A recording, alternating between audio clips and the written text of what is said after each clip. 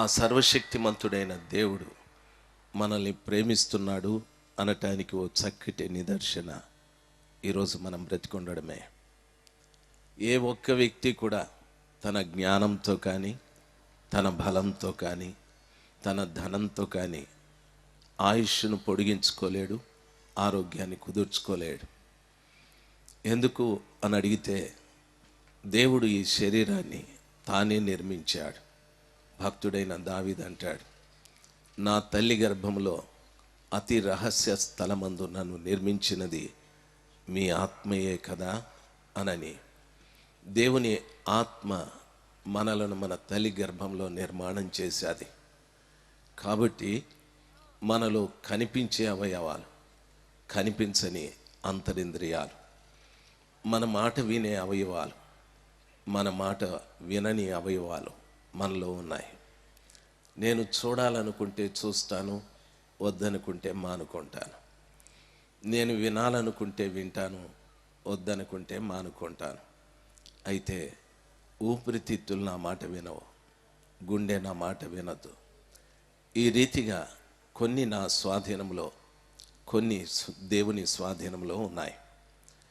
ఈ స్థలంలో కూర్చున్న ప్రతి ఒక్క వ్యక్తి కూడా ఆ కృపగల దేవుని స్వాధీనంలో ఉన్నాడు, ఆయన ఉచితమైన కృప ద్వారా జీవిస్తున్నాడు అని చెప్పటానికి ఇదే తార్కాణం.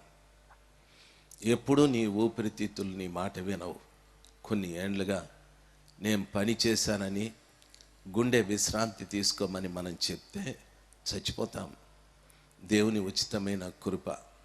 కాబట్టి ఆ సర్వోన్నతుడైన దేవుడు ఈరోజు వరకు మనల్ని ఎందుకు బ్రతికించాడు అంటే, ఈ రీతిగా ఆయన సన్నిధానంలో కూడి అనేక మంది పవిత్రపరచబడి, అభిషేకించబడి, దేవుని కొరకు తమ జీవితాల్ని ప్రతిష్ఠించుకొని వారు దేవునితో వారికి ఉన్నటువంటి సత్సంబంధాన్ని మనకు తెలియబరుస్తూ, మీరు కూడా ఆ రీతిగా జీవిస్తే ఆ దైవరాజ్యంలోకి ప్రవేశిస్తాము అనేటటువంటి కార్యక్రమాలు ఆ భక్తుల నోటి గుండా వినటానికి దేవుడు మనకి చక్కటి అవకాశాన్ని ప్రసాదించాడు.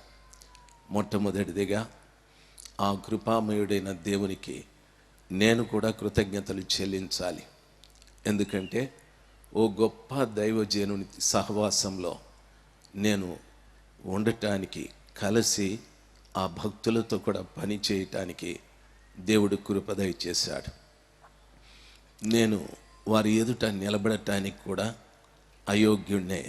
ఎందుకంటే వయసులో వారు నాకు చిన్నవారే అయినా నన్ను వారు ఎంతో గొప్పగా ప్రేమగా పలకరించడం, పరామర్శించడం, ఇవన్నీ ఆత్మీయ జీవితంలో మాత్రము వారు నాకంటే చాలా గొప్పవారు.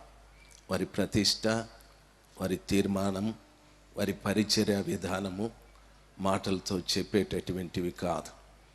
ఈ సంస్థని నడిపిస్తున్న నాయకులు దేవుడు వారిని రాబో దినములలో మండుచున్న కొరువులుగా చేసి ప్రపంచాన్ని అగ్నితో మండించే శక్తివంతమైన వారినిగా చేయాలని నా అనుదిన ప్రార్థన.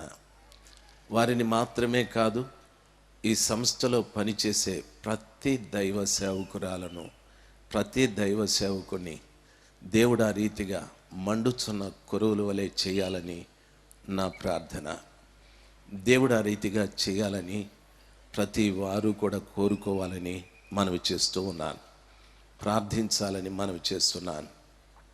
ఈ దినాన ప్రత్యేకంగా న్యాయాధిపతుల గ్రంథం 6-7 అధ్యాయాలలో ఉన్న కొన్ని సంఘటనలు మీతో మాట్లాడటానికి పరిశుద్ధాత్మ దేవుడు నాకు సహాయం చేయని.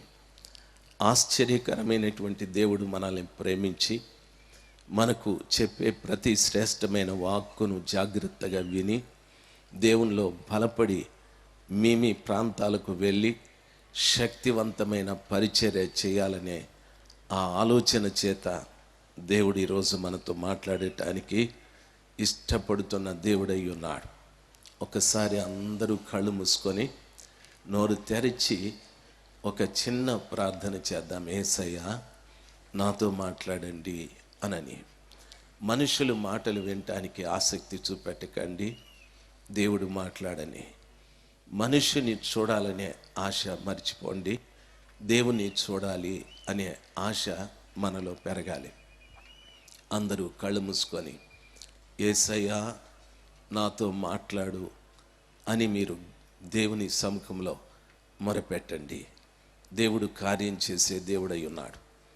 ఆశ్చర్యకరమైన తండ్రి, అద్భుతకరుడైన దేవ, నీ ప్రశస్తమైన నామాన్ని బట్టి నిన్ను స్తుతిస్తున్నాను. మీ ప్రజల మధ్యన నిలబడి మీ శ్రేష్టమైనటువంటి నామమును గురించి ప్రకటించడానికి అపాత్రుడనైన నాకు మీరు ఇచ్చిన గొప్ప భాగ్యం కొరకై స్తోత్రాలు. మీ బిడ్డలు నోరు తెరిచి అడుగుతున్నారు తండ్రి, నాతో మాట్లాడమని. దయచేసి వారితో మాట్లాడండి, దయచేసి వారితో మాట్లాడండి. మీ శ్రేష్టమైన వాక్కులు వారికి వినిపించి వారిని బలపరచండి స్వామి. శత్రు సంబంధమైన ప్రతి క్రియని, ఆలోచనలను ఈ ప్రాంగణాన్ని విడిచి బయటికి పొమ్మను ఆజ్ఞాపిస్తున్నాను తండ్రి. మీ నామం మహిమపరచబడు రీతిగా మీరు మా మధ్య నుండి కార్యాలు జరిగించండి. సమస్త ఘనత మహిమలు మీకే మీకే ఆరోపించుకుంటున్నాం. మీరే మహిమ పొందుకొనమని క్రీస్తు ప్రశస్త నామమున ప్రార్థన చేస్తున్నాను తండ్రి, ఆమెన్. కృప వెంబడి కృప చూపెట్టే దేవుడు మన మధ్యలో ఉన్నాడు. దినాలు గడుస్తూ ఉండే కొద్దీ ఒక మనుషుడు తన ఆయుష్ తగ్గిపోతుంది అనే ఆలోచన మనుషునికి కలగకుండా సాతానుడు మనిషిని ఆయు పరిమాణాన్ని కనిపించనివ్వకుండా చేస్తూ ఉన్న రోజులు ఇవి. దినాలు గడిచే కొద్దీ నేను ఎంత సంపాదించాలి అనే ఆలోచన మనుషుల్లో సాతానుడు పెట్టాడు. రోజులు గడిచే కొద్దీ నేను ఇంకా ఎన్ని ఇండ్లు కట్టాలి అనే ఆలోచన మనుషుల్లో పెట్టాడు. దైవజనాంగమా, దేవుని సన్నిధానంలో కూర్చున్న ప్రతి ఒక్క వ్యక్తి కూడా దినం దినం నా ఆయుష్ తగ్గిపోతుందనే ఆలోచన కలిగి ఉండాలి. ఒక వ్యక్తి ఆయు పరిమాణం తగ్గే కొలది ఆ మనుషుడు ఎక్కడికి వెళ్తున్నాడు అని అడిగితే, ఒకటి సమాధి దగ్గరికి, రెండవది క్రీస్తు ఆగమనానికి, రానయ్యున్న క్రీస్తు ప్రభుల వారి దగ్గరికి వెళ్తూ ఉన్నాడు. లేదా మనుషుడు చనిపోవటానికి దగ్గరికి వెళ్తూ ఉన్నాడు. ఈ రెండు ఎప్పుడైనా ఒక మనిషిని సంధించవచ్చు. యేసు ప్రభు ఆగమనం ఎప్పుడో నాకు తెలియదు, ఇక్కడున్న వాళ్ళకి ఎవరికీ తెలియదు. యేసు ప్రభుల వారి ఆగమనాన్ని గూర్చి భక్తులు మనకు చాలా విషయాలు బోధిస్తూ ఉన్నారు. అయితే ఆయన కొరకు సిద్ధపడాలని. రెండవది, నా మరణం ఎప్పుడో కూడా నాకు తెలియదు, మీకు తెలియదు. రెండింటి మధ్యలో మనం జీవిస్తున్నాం. ఎవరైనా నన్ను అడిగితే మీరెక్కడుంటున్నారు? మదనపల్లి అండి. ఏ డిస్టిక్? చిత్తూరు డిస్టిక్ట్. అయితే క్రైస్తవుడు ఎక్కడ నివసిస్తున్నాడంటే, ప్రియులరా, ఒక ఊర్లో కాదు, క్రీస్తు ఆగమనానికి మరణానికి మధ్యలో జీవిస్తూ ఉన్నాడు. ఈ రెండింటిలో ఏదైనా ఒకటి ఎప్పుడైనా మనల్ని కలవచ్చు. వీటి నుండి మనం తప్పించుకోలేం. అందుకని భక్తుడు ఒక మాట అంటాడు, మరణము యొక్క రుచి చూడని నరుడు ఎవడు అనే ప్రశ్న వేశాడు. ఎన్నో రుచులు మనకు తెలుసు. ఒక స్నేహితునితో స్నేహం చేస్తే ఆ స్నేహితుని గురించిన రుచి మనం ఎరుగుదుము. ఒకడు ఒక పాపాన్ని చేస్తే పాపం యొక్క రుచి కూడా మనకు తెలుసు. ఒకడు ఒక రోగంతో బాధపడితే ఆ రోగం యొక్క రుచి కూడా తెలుసు. అయితే బైబిలు స్పష్టంగా సెలవిస్తుంది, నీవు రోగివో, పాపివో, స్నేహితులున్నారో, ధనవంతుడివో, అన్ని రుచులు నీకు తెలుసు. అయితే మరణము కూడా నీవు రుచి చూడవలసి ఉంటుంది. మరణం నిన్ను సమీపించక మునిపే మరణాన్ని జయించిన యేసయ్యని కలుసుకోవటానికి ప్రయత్నం చేయమని ఆ కృపగల దేవుడు మనల్ని హెచ్చరించటానికి ఈ ప్రత్యేకమైనటువంటి కూడికలు ఏర్పాటు చేసి బలమైనటువంటి సందేశాలు దైవజనుల ద్వారా మనకు వినిపిస్తూ ఉన్నాడు. న్యాయాధిపతుల గ్రంథం 6వ అధ్యాయంలో మనము చదువుకున్నట్లయితే, ఇజ్రాయేలు ప్రజల మీదికి మిద్యానీయులు, అమాలేకీయులు, తూర్పు ప్రాంతము వారు యుద్ధానికి వచ్చారు. ప్రియులరా, తరచూ వచ్చి వారిని ఇబ్బంది పెట్టేవారు. ఇజ్రాయేలీలు కష్టపడి పండించుకున్నటువంటి పంటలు, వారు సంపాదించుకున్నటువంటి గొర్రెలు, మేకలు, పశువులు, వీటినన్నింటిని కూడా వాళ్ళు తీసుకుని వెళ్ళిపోయేవారు. మిద్యానీయులు వారి మీదికి వచ్చినప్పుడు ఇజ్రాయేలీయులు వారి పంట, వారికి ఉన్న ఆస్తిపాస్తులు వదిలిపెట్టి పారిపోయి కొండ గుహలలో లేక అరణ్య ప్రాంతాలలో నివాసం చేసేవారు. వారి పరిస్థితులు నిజంగా దయనీయం. 7 సంవత్సరాలు వారు మిద్యానీయుల చేత ఇబ్బంది పడుతూ వచ్చారు. దైవ జనాంగమా, బైబిల్ ఈ రీతిగా సెలవిస్తుంది. మిద్యానీయులు వారి మీదకి వచ్చిన కారణాన ఇజ్రాయేలీయులు రోజు రోజు హీన దశలోకి వెళ్ళిపోయారని వాక్యము సెలవిస్తుంది. నన్ను గమనించాలి. మిద్యానీయులు, అమాలేకీయులు, తూర్పువారు ఇజ్రాయేలీల మీదకి వచ్చి వారి పంటలు, వారికి ఉన్న గొర్రెలు, మేకలు ఇవన్నీ కూడా తీసుకు వెళ్ళిపోతూ ఉంటే ఇజ్రాయేలీలు రోజు రోజు కూడా హీన దశకు వెళ్ళిపోతున్నారని వాక్యం సెలవిస్తుంది. హీన దశ అంటే దరిద్రపు స్థితిలోకి వెళ్ళిపోతున్నారు అని దాని అర్థం. కష్టపడి సంపాదించేది వీరు, వారు వచ్చి వీరి కష్టాన్ని అంతటిని కూడా తీసుకువెళ్ళిపోతున్నారు. కారణం ఏమిటి అంటే ఇజ్రాయేలీయులు యెహోవా దృష్టికి పాపం చేశారని వాక్యం సెలవిస్తుంది. ఒక వ్యక్తి హీన దశలోకి వెళ్ళటానికి గల కారణం ఆ వ్యక్తి యొక్క పాపమని బైబిల్ స్పష్టంగా సెలవిస్తుంది. ప్రియులరా, ఇక్కడ వాళ్ళు చేసిన పాపము కంటే వారి మీదికి యుద్ధానికి వచ్చినటువంటి వ్యక్తులను గురించి ఆలోచన చేస్తే మిద్యానీయులు అను మాటకు కలహము అని అర్థం, పోట్లాడుట అని అర్థం. ఇజ్రాయేలీల మీదకి వచ్చినటువంటి శత్రువు కలహం. ఇజ్రాయేలీలు దేవుని ప్రజలు. ఇజ్రాయేలీయులను గూర్చి ఇది దేవుడు చెప్పిన మాట. ఇజ్రాయేలు నా జ్యేష్ఠ కుమారుడు, వారు నా ప్రజలై ఉన్నారు, నేను వారి దేవుడినై ఉన్నాను అని చెప్పారు. అయితే వారి మీదికి వచ్చిన శత్రువు కలహం. ఆ దినమున ఇజ్రాయేలీయుల దేవుడైన యెహోవా ఈ దినమున మనకు కూడా దేవుడై ఉన్నాడు. మనల్ని ఆయన సొంత జనంగా చేసుకోవటానికి కపాలమని అద్దమిచ్చే గొల్గొతా కొండపైన సిలువలో తన రక్తాన్ని కార్చి మనల్ని కొనుక్కున్నాడు. ఆయన స్వజనంగా చేసుకున్నాడు. ఆయన ప్రియమైన బిడ్డల్నిగా మనల్ని చేసుకున్నాడు. ఈ రోజున కూడా మనము హీన దశకు వెళ్ళిపోవటానికి శత్రువైన సాతానుడు మన మీదికి పంపింది ఏమిటంటే కలహం. కలహం అనేది ఒక్కనాడు ఒక వ్యక్తి పాపం అనుకోడు. కలహం అనేది ఒక్క వ్యక్తి కూడా ఇది పాపం, నన్ను హీన దశకు తీసుకువెళతాది అనే ఆలోచన కలిగి ఉంటాడు. ప్రపంచంలో ప్రతి వారు కూడా కలిసిమెలిసి ఉంటున్నారు. క్రైస్తవులు ఒక్కరే కలహపడుతూ ఉన్నారు. ఈ సంఘాన్ని చూస్తే ఆ సంఘానికి ఇష్టం లేదు, ఆ కాపరిని చూస్తే ఈ కాపరికి ఇష్టం లేదు, ఈ వ్యక్తి బోధిస్తే ఆ వ్యక్తికి సరిపడడం లేదు, ఆయన బోధిస్తే ఈయనకు సరిపడడం లేదు. మన మధ్యన శత్రువైన సాతానుడు మనము హీన దశలోకి వెళ్ళిపోవటానికి మన మీదికి పంపిన శత్రువు కలహం. భార్య భర్తల మధ్యన కలహాలు, తల్లిదండ్రులు పిల్లల మధ్యన కలహాలు, దైవ జనాంగమ ఒక తల్లి కడుపున పుట్టిన సోదరుల మధ్యన కలహాలు, అక్క చెల్లెల మధ్యన కలహాలు.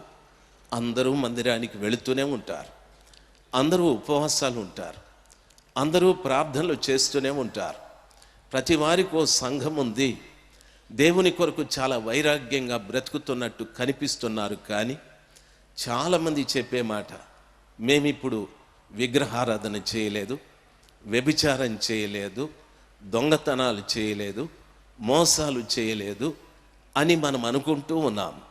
శత్రువైన సాతానుడు చాలా కుయుక్తితో మన మధ్యన కలహాలు పెట్టి హీన దశకు తీసుకెళ్ళిపోయాడు. ఏ విషయంలో అనే ఆలోచన మీకు రావచ్చు. మీకుండాల్సిన సంతోషం కుటుంబాల్లో లేదు కదా, మీ సంపాదన మీకు ఉపయోగపడడం లేదు కదా, ఎంతో మంచిగా భోంచేసిన శరీరంలో ఆరోగ్యం లేదు కదా. ఎంత కలిసిమెలిసి ఉండాలని ప్రయత్నం చేసినా నీ భార్య నీతో సహకరించడం లేదు కదా. నీ భర్త నిన్ను ప్రేమించడం లేదు కదా. ఎంత కలిసిమెలిసి ఉండాలనుకున్నా కాపరికి విశ్వాసులు సహకరించడం లేదు కదా. విశ్వాసులు కాపరికి లోబడ్డం లేదు కదా. ఏదో కలహం, దేని గురించో కలహం. దైవ జనాంగమా గమనించాలి, ఆత్మీయ జీవితంలో కూడా హీన దశలోకి వెళ్ళిపోయాం. చాలామంది మాట్లాడేటప్పుడు అంటారు, నేను పెద్దయ్య గారు ఉండేటప్పుడు ఆత్మలో నింపబడి ఉండేవాడిని, ఇప్పుడు క్రమేణా నేను ఆత్మని పోగొట్టుకున్నాను. నేను పెద్దయ్య గారు ఉండేటప్పుడు గుడారాల పండక్కి ఎంతో ఆర్థికంగా సహాయం చేసేవాడిని, ఇప్పుడు చేయలేదు. దాని అర్థం ఏమిటో తెలుసా? నిన్ను హీన దశ ఆవరించేది. తగ్గిపోతున్నావు. ప్రార్థనలో తగ్గిపోయావు, ఉపవాసంలో తగ్గిపోయావు, సహవాసంలో తగ్గిపోయావు, పరిచర్య చేసే విషయంలో తగ్గిపోయావు, పరిచర్య చేస్తున్న దైవ సేవకులను ప్రోత్సహించే విషయంలో తగ్గిపోయావు. హీన దశ నిన్ను ఆవరిస్తూ ఉంది. ఈ హీన దశ నీకు చేసే నష్టం ఏమిటి అని అడిగితే, ఒకరోజున సర్వోన్నతుడైన దేవుని ప్రత్యక్షత కలిగిన దినమున ఆయనతో పాటు పరలోకానికి ఎత్తబడే ఆ గొప్ప అవకాశాన్ని పోగొట్టుకుంటావు. ఇక్కడ బాగుంటావు, ఇక్కడ నీకు అన్నీ బాగున్నాయి అనుకుంటున్నావు, ఇక్కడ అందరూ దైవజనులు నాకు తెలుసు అనుకుంటున్నావు, అందరితో కలిసిమెలిసి ఉంటున్నావు, నేనెంత చెప్తే అంతే అనుకుంటున్నావు. అయితే యేసయ్యకి నువ్వేమీ చెప్పలేవు. యేసయ్య నీతో రాజీ పడలేడు. యేసయ్య ఈ ఆత్మీయ జీవితంలో హీనదశకు వెళ్ళిపోయినటువంటి వారిని అస్సలు ఆయన పట్టించుకునే రకం కాదు. ఆ దినమున మనకు అర్థమవుతుంది మనం ఎంత దరిద్రులమో. ఆ దినమున మనకు అర్థమవుతుంది మనం ఎంత నష్టపోయామో. ఆ దినమున మనకు అర్థమవుతుంది, అయ్యో కలహం అనేటటువంటి ఈ ఘోరమైన పాపము చేత సర్వశక్తిమంతుడైన దేవుణ్ణే పోగొట్టుకున్నానే, సర్వోన్నతుడైన దేవుడు నాకు ఇచ్చే పరలోకాన్ని పోగొట్టుకున్నానే అని చాలామంది దుఃఖపడే పరిస్థితులు ఏర్పడతాయి. నేను అడిగే ప్రశ్న, ఈ స్థలంలో ఎంతోమంది భక్తులు నిలబడి మన కట్లు సాతాను నుండి మనల్ని విడిపిస్తాడని, పరిశుద్ధాత్మ అభిషేకాన్ని మనం పొందుకోవాలని కూడిక తర్వాత కూడికలో ఒక్కొక్క దైవజనుని దేవుడు నిలబెట్టి అగ్ని కురిపిస్తూ వచ్చాడు. ఆయన పరిశుద్ధాత్మ అగ్ని కురిపిస్తూ వచ్చాడు. ఆత్మ ఎందుకు దేవుడు కురిపించాడో తెలుసా? మనలో ఉన్న కలహభావాలు పోవాలని, అవి కాల్చబడిపోవాలని. దైవ జనాంగమా, ఈ పగటి పూట ఈ స్థలంలో కూర్చున్న ఒక్కొక్క వ్యక్తి నెమ్మదిగా ఆలోచించండి. దేవుడు చెప్పిన విలువైన మాట, నీ సహోదరుని ప్రేమించు, నీ పొరుగువాన్ని ప్రేమించు, నీ శత్రువుని ప్రేమించు అని ఎందుకన్నాడంటే, కలహాల మధ్యన సహోదరుని కూడా లెక్క చేయం, కలహాల మధ్యన పొరుగువాన్ని కూడా లెక్క చేయం, కలహాల మధ్యన శత్రుత్వం పెరుగుతూ వస్తుంది. అందుకనే ప్రభు చెప్పాడు, ఆ రీతిగా కాదు ఈ పని చేయి, మీ మధ్యన కలహం ఉండకూడదు. నా రక్తముతో కడగబడిన ఒక బిడ్డతో నువ్వు కలహపడితే నాతో నీవు కలహపడినట్లే, నిన్ను కన్న తల్లిదండ్రులతో నీవు కలహపడితే నాతో కలహపడినట్లే, నువ్వు పెళ్లి చేసుకున్న భార్యతో కలహపడితే నాతో నీవు కలహపడినట్లే, నీ తోడబుట్టిన తమ్ముడితో కలహపడితే నాతో కలహపడినట్లే. నీకు నాకు వివాదం ఉంది. అందుకని యెషయా 1వ అధ్యాయం 18వ వచనంలో చెప్పాడు, రండి మన వివాదము తీర్చుకుందాము అని ప్రభు పిలుస్తున్నాడు. ఎప్పుడు ఆయనకు నాకు కలహముంది, ఎప్పుడు ఆయనకు నాకు వివాదము రేగాది? భూమి మీద ఒక వ్యక్తితో మనము కలహపడినప్పుడు, ఒక సంఘంతో మనం కలహపడినప్పుడు, ఒక సేవకునితో కలహపడినప్పుడు, కుటుంబంలో వారితో కలహపడినప్పుడు మనము రహస్యంగా యేసయ్యతో కలహపడుతున్నాము అని దాని అర్థం. నా మాటలు అర్థమైన వాళ్ళు ఒకసారి హల్లెలూయా చెప్దాం. హల్లెలూయా. దయచేసి కలహం ఉండకూడదు, కలహం ఉండకూడదు. నిన్ను హీన దశలోకి తీసుకెళ్తారు. కలహపడడం వలన ఇజ్రాయేలీయులు సంపాదించిన సంపాదన మిద్యానీయులు తీసుకువెళ్ళిపోయారు, అమాలేకులు వెళ్ళిపోయారు, తూర్పు వారు తీసుకెళ్ళిపోయారు. కలహాలు మనకుంటే దేవుడు మనకిచ్చిన ఆస్తి, దేవుడు మనకిచ్చిన ఆత్మీయత సాతానుడు సులభంగా తీసుకొని వెళ్ళిపోతాడు. దేవుడు మనకిచ్చిన సంపద, దేవుడు మనకిచ్చిన ఆరోగ్యం, దేవుడు మనకిచ్చిన ఆత్మీయ వరాలు అన్నీ సాతానుడు తీసుకొని వెళ్ళిపోతాడు. ఎన్నో పర్యాయాలు ప్రార్థించాలనుకొని ప్రార్థించలేకపోతివి, ఎన్నో పర్యాయాలు ఉపవాసం ఉండాలని ఉపవసించలేకపోతివి, ఎన్నో పర్యాయాలు మీ దైవ సేవకుని ఎదుట వినయంతో బ్రతకాలని బ్రతకలేకపోతివి, ఎన్నో పర్యాయాలు మీ భార్యని మంచిగా ప్రేమించాలని ప్రేమించలేకపోతివి. అనుకున్నవి ఏవి కూడా మంచివి నీచో జరగడం లేదు. అవన్నీ సాతానుడు తీసుకువెళ్ళిపోతూ ఉన్నాడు. ఈ పగటి పూట ఈ స్థలంలో కూర్చున్నటువంటి వారిని ఒక్కొక్కరిని అడిగితే లెక్కలేనన్ని నష్టాలు మీరు చెప్తారు. మన నష్టాలకు కారణం కలహాలే. దయచేసి కలహపడకూడదు. ఆ రీతిగా వారు హీన దశకు వచ్చిన తరువాత అప్పుడు వారు యెహోవాకు మొరపెట్టారు. దేవుని సముఖంలో మొరపెట్టి, ప్రభువా, ఈ మిద్యానీయుల చేతి నుండి, అమాలేకీయుల చేతి నుండి, తూర్పు వారి చేతుల్లో నుండి మమ్మల్ని విడిపించండి, మమ్మల్ని విడిపించండి స్వామి అని ఇజ్రాయేలీయులు యెహోవాకు మొరపెట్టిన కారణాన యెహోవా దూత వారి దగ్గరికి పంపబడది. వారిలో గిద్యోను అనున్నటువంటి ఒక వ్యక్తి, ఆయన తన గోధుమ చేను పండాది. ఆ పంటను తీసుకొని వెళ్ళి గానుగు చాటున కళ్ళంలో గోధుమ పంటను దొల్లగొట్టుకుంటూ ఉన్నాడు. దైవ జనాంగమ, తాను పండించుకున్నటువంటి పంట రహస్యంగా దొల్లగొట్టుకుంటూ ఉన్నాడు. ధైర్యము చాలదు. గిద్యోను ఆ రీతిగా పంటను దొల్లగొట్టుకుంటూ ఉన్నప్పుడు యెహోవా దూత వచ్చి గిద్యోనుతో మాట్లాడుతూ ఉంది. పరాక్రమము గల బలాఢ్యుడా అని దూత అతనితో మాట్లాడి, యెహోవా మీకు తోడై ఉన్నాడయ్యా అని చెప్పాడు. పరాక్రమము గల బలాఢ్యుడా, దేవుడు నీకు తోడై ఉన్నాడు అని చెప్పాడు. ఆ మాట వింటూనే గిద్యోను, గోధుమలు దొల్లగొట్టుకుంటున్న గిద్యోను లేచి, యెహోవా మాకు తోడుగా ఉంటే ఈ నష్టాలు ఎందుకు జరుగుతాయి? మా ప్రజలు ఎందుకు ఈ రీతిగా ఇబ్బంది పడుతున్నారు? శత్రువుల చేతిలో మేమెందుకు ఈ రీతిగా పీడించబడుతున్నాము అని అడిగారు. దైవ జనాంగమా, ఆలోచించాల్సింది. ఎందుకు గిద్యోనికే కనిపించాలి? ఎందుకు యెహోవా దూత గిద్యోనును పరాక్రమము గల బలాఢ్యుడా అని పిలవాలి? దైవ జనాంగమా, కారణం ఆయన చేస్తున్న పని. ఆయన పండించుకున్నటువంటి గోధుమ పంటని గానుగ వెనకల దుల్లగొట్టుకుంటూ ఉన్నాడు. పరిశుద్ధ గ్రంథమైన బైబిల్లో కొన్ని ప్రత్యేకమైన పంటలు ఉన్నాయి. గోధుమ పంట యేసు ప్రభుల వారికి సాదృశ్యం. యవల పంట పరిశుద్ధాత్మ దేవుడికి సాదృశ్యం. ద్రాక్ష తోట క్రీస్తు సంఘమునకు సాదృశ్యమై ఉంది.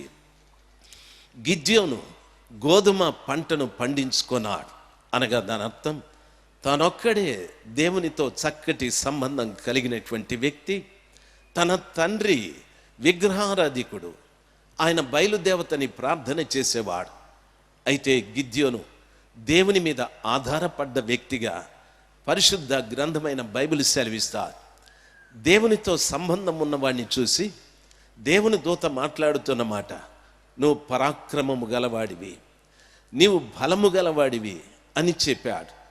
ఈ రోజున ఈ రెండు కూడా క్రైస్తవులకి చాలా అవసరమై ఉంది. నీవు బలము కలిగి ఉండాలి, పరాక్రమము కూడా కలిగి ఉండాలి. బలము దేని చేత మనకు వస్తుంది? శారీరకంగా మనము బాగా భుజిస్తే బలం వస్తుంది. అయితే ఆత్మీయంగా మనం బలపరచబడటానికి 3 కార్యాలు అవసరం. 1, నిన్ను బలపరచటానికి యేసయ్య అవసరం. 2, వాక్యం అవసరం. 3వది పరిశుద్ధాత్మ అవసరం. యేసయ్య మనం సంపాదించుకున్నట్లయితే ఆయన బలవంతుడు కాబట్టి మనల్ని బలపరుస్తాడు. ప్రభువు వాక్యం సెలవిస్తాడు. ప్రవక్త యెషయా అంటాడు, ఆయన ఆశ్చర్యకరుడు, ఆలోచనకర్త, బలవంతుడైన దేవుడని చెప్పాడు. బలవంతుడైన దేవుడు ఏమంటాడో తెలుసా? నేను హృదయం అనే తలుపు దగ్గర నిలుచుండి తడుతున్నాను. నా స్వరం విని ఎవడైనా తలుపు తీస్తే అతనితో నేను, అతడు నాతో, అతనితో నేను, నాతో కూడా అతడు కలిసి భుజిస్తాము అని చెప్పాడు. దాని అర్థం ప్రభు హృదయంలో చోటిమ్మని కోరుకుంటూ ఉన్నాడు. అంటే నీ గుండెను బలపరచటానికి, నీ హృదయాన్ని ధైర్యపరచటానికి. రెండవది, వాక్యము కూడా బలమైనది. అపోస్తుడైన పౌలు హెబ్రీయులకు రాసిన పత్రిక 4వ అధ్యాయం 12వ వచనములో చదువుకున్నట్లయితే, దేవుని వాక్యము సజీవమైనది, బలము కలిగినది అని చెప్పాడు. పౌలు గారు నా వాక్యం అని చెప్పలేదు. పౌలు గారు ఇంకెవరో రాశారని చెప్పలేదు. అది దేవుని వాక్యము అని చెప్పారు. ఈ స్థలంలో మనం నిలబడి మాట్లాడేటప్పుడైనా లేక వినేటప్పుడైనా ఇది దేవుని వాక్యం, దేవుని వాక్యది, ఆయన నోటి నుండి వస్తున్న వాక్యది అని జాగ్రత్తగా దాన్ని మనము గైకొనటానికి నేర్చుకోవాలి. పౌలు గారు మాట్లాడుతూ దేవుని వాక్యము సజీవమైనది, ప్రాణముంది దానికి, బలము కలిగినది అని చెప్పి, అది రెండు వైపులా పదును కలిగిన ఖడ్గమది, అది ప్రాణాత్మలను, కీళ్లను, మూలుగులను, హృదయ తలంపులను పరిశోధించుచు మన లోపల అది వెళుతుంది అని చెప్పాడు. బలమైనటువంటి దేవుని వాక్యం, ప్రాణమున్న దేవుని వాక్యం ఏం చేస్తుందో తెలుసా? ప్రాణము ఆత్మని విడదీస్తుంది. దాని అర్థము ప్రాణాత్మలు అని చెప్పాడు. మొదట ప్రాణం చెప్పాడు కాబట్టి, రెండవ పర్యాయం ఆత్మ చెప్పాడు కాబట్టి, ఒక వ్యక్తిలోనికి వాక్యం వెలకమునుపు ఆత్మని ప్రాణము పరిపాలిస్తూ ఉంటారు. ఆత్మ మీద ప్రాణం అధికారం కలిగి ఆత్మలో కలిగేటటువంటి కోరికలన్నింటినీ ఆ ప్రాణం అనేది చెడగొడుతూ వస్తుంది. అయితే ఆత్మ ప్రార్థించాలి అనుకుంటుంది, ప్రాణము అక్కర్లేదని చెప్తుంది. ఆత్మ మందిరానికి వెళ్ళాలి అనిపిస్తుంది, ప్రాణం అంటుంది చాలాసేపు కూర్చోబెడతారు వద్దంటుంది. ఆత్మ ఉపవాసం ఉండాలి అనుకుంటుంది, ప్రాణం అంటుంది ఆకలితో చాలాసేపు ఉండలేవు అంటారు. ప్రాణాత్మలు ఎప్పుడు వాక్యం మన లోపలికి వెళుతుందో ప్రాణాన్ని, ఆత్మని విడదీస్తుంది. ఆ విడదీసిన తరువాతనే దేవుడు మనలో కార్యాన్ని జరిగిస్తాడు. ప్రాణానికి నిర్వచనం రక్తము అని చెప్పబడింది. అంటే దాని అర్థం వాక్యం ఒక వ్యక్తిలోనికి వెళ్ళి ప్రాణాన్ని, ఆత్మని విడదీసిన తరువాత అప్పుడు ప్రభు కార్యం జరిగిస్తాడు. ఒక వ్యక్తి జీవితంలో వాక్యం పని చేయకుండా యేసు ప్రభుల వారు కానీ పరిశుద్ధాత్మ కానీ పని చేయలేరు. చాలామంది ఆ సత్యం తెలియకుండా యేసు ప్రభువా నన్ను రక్షించమంటారు, యేసు ప్రభువా నా పాపం కడగమంటారు, పరిశుద్ధాత్మ దేవుడా నా మీదికి రమ్మని ప్రార్థన చేస్తారు. అలాగా కాదు. రెండు వైపులా పదును కలిగిన ఈ ఖడ్గమైన వాక్యం లోపలికి వెళ్ళి ప్రాణాత్మల్ని విడదీస్తారు. విడదీసిన తరువాత సిలువలో క్రీస్తు ప్రభుల వారు కార్చిన రక్తం వేరైన మన ప్రాణంతో ఆ రక్తము కలిసి ఆ రక్తాన్ని శుద్ధీకరించడం ప్రారంభిస్తారు. అవి రెండు కలిసి ఉన్నప్పుడు క్రీస్తు రక్తం ఒక వ్యక్తిలోనికి రాలేదు. అందుకనే వాక్యం మొదట దేవుడు పంపి ప్రాణాత్మలను వేరుపరిచిన తరువాత యేసయ్య రక్తం మన రక్తముతో కలిసి మన రక్తములో ఉన్న చెడంతటిని కూడా కడిగి శుద్ధీకరించి పవిత్రమైనటువంటి వ్యక్తులుగా బ్రతకటానికి నిర్ధారణ మనలో కలిగిస్తారు. తరువాత క్రీస్తు ప్రభుల వారు పంపిన పరిశుద్ధాత్మ ప్రాణము నుండి వేరైన మన ఆత్మతో కలవటానికి ప్రారంభిస్తారు. ఈ ప్రక్రియ, ఈ క్రియ మనలో జరగాలి. కాబట్టి దేవుని వాక్యం మనలోకి వచ్చిన తరువాత, ఆ వాక్యం ప్రాణాత్మలను విభజించిన తరువాత యేసయ్య రక్తము, పరిశుద్ధాత్మ మన రక్తముతోనూ మన ఆత్మతోనూ కలుసుకుంటుంది. నా మాటలు అర్థమైన వారు ఒక్కసారి హల్లెలూయా చెప్దాం. దైవ జనాంగమ, దేవుని వాక్యంలో సెలవిచ్చిన రీతిగా రెండవది బలమైనది, దేవుని వాక్యం. అప్పుడు మూడవది పరిశుద్ధాత్మ అని చెప్పాను. అపోస్తలుడైన పేతురు అంటున్నాడు, పరిశుద్ధాత్మ మీ మీదికి వచ్చినప్పుడు మీరు శక్తి పొందుకుంటారు. యూదయలోను, యెరూషలేములోను, సమరయలోను, భూ దిగంతముల వరకు నాకు మీరు సాక్షులై ఉంటారు అని చెప్పాడు. పరిశుద్ధాత్మ ఒక వ్యక్తి తాకిన తరువాత, ఒక వ్యక్తి మీదికి వచ్చిన తరువాత ఆయన శక్తి పొందుకుంటాడు. ఆ శక్తి మనల్ని క్రీస్తు ప్రభుల వారికి సాక్షులుగా నిలబెడతాది. అంటే ఎక్కడ నిలబెడతాది? యూదయ అని చెప్పాడు. యూదయ ప్రాంతము యేసు ప్రభుల వారి సొంత ఊరు. యేసయ్య ఎక్కడ పుడతారు అని అడిగితే యూదా దేశపు బెత్లెహేములో అన్నారు. యూదా ప్రాంతము క్రీస్తు ప్రభుల వారి సొంత ఊరు, సొంత ఇల్లు. యేసు ప్రభుల వారి సొంత గ్రామం అది, ఇల్లది. దైవ జనాంగమా గమనించాలి. ఆత్మ పొందినటువంటి ఒక వ్యక్తి తన సొంత ఇంటిలో సాక్ష్యం ఉంటుంది. ఆత్మ దేవుడు ఒక వ్యక్తిని అభిషేకించిన తరువాత ఆ వ్యక్తికి తన సొంత ఇంటిలో సాక్ష్యం ఉంటుంది. రెండవది యెరూషలేం. యెరూషలేములో దేవాలయం ఉంది. ఆత్మ పొందిన వ్యక్తికి తన సొంత సంఘంలో మంచి సాక్ష్యం ఉంటుంది. మూడవది సమరయ అనగా గ్రామం. మన సొంత గ్రామంలో ఆత్మ పొందిన వ్యక్తికి సొంత గ్రామంలో సాక్ష్యం ఉంటుంది. నాలుగవది భూదిగంతముల వరకు. దైవ జనాంగమ ప్రపంచమంతా కూడా యేసు ప్రభుల వారికి సాక్షిగా నిన్ను నిలబెట్టి ఆత్మ దేవుడు తీసుకొని వెళ్ళడం ప్రారంభిస్తాడు. ఆత్మ పొందినటువంటి వ్యక్తులను ఆ రీతిగా ఆత్మ బలపరుస్తూ సొంత ఇంటిలో, సొంత సంఘములో, సొంత గ్రామంలో భూదిగంతముల వరకు మనలను ఆ యేసయ్యకు సాక్షులుగా నిలబెడతారు. చాలామంది దేవుని వాక్యాన్ని బోధించేటప్పుడు యేసయ్యని గుర్చిన సాక్ష్యాలు చెప్పడం లేదు. వాళ్ళ సొంత సమాచారాలు చెప్పడం మొదలు పెడతారు. నేను ఆ దేశానికి పోతిని, ఈ దేశానికి పోతిని, నేను ఆ దయ్యాన్ని వెళ్ళగొడితిని, ఈ భూతాన్ని వెళ్ళగొడితిని, ఇవి చెప్పుకుంటూ ఉంటారు. యేసయ్య కూడా చెప్పాడు, మీరు సర్వలోకానికి వెళ్ళి సర్వ సృష్టికి సువార్తను చెప్పండి అన్నాడు. అయితే చాలామంది సువార్త ప్రక్కన పెట్టి వాళ్ళ సొంత వార్తలు చెప్పుకుంటూ ఉన్నారు.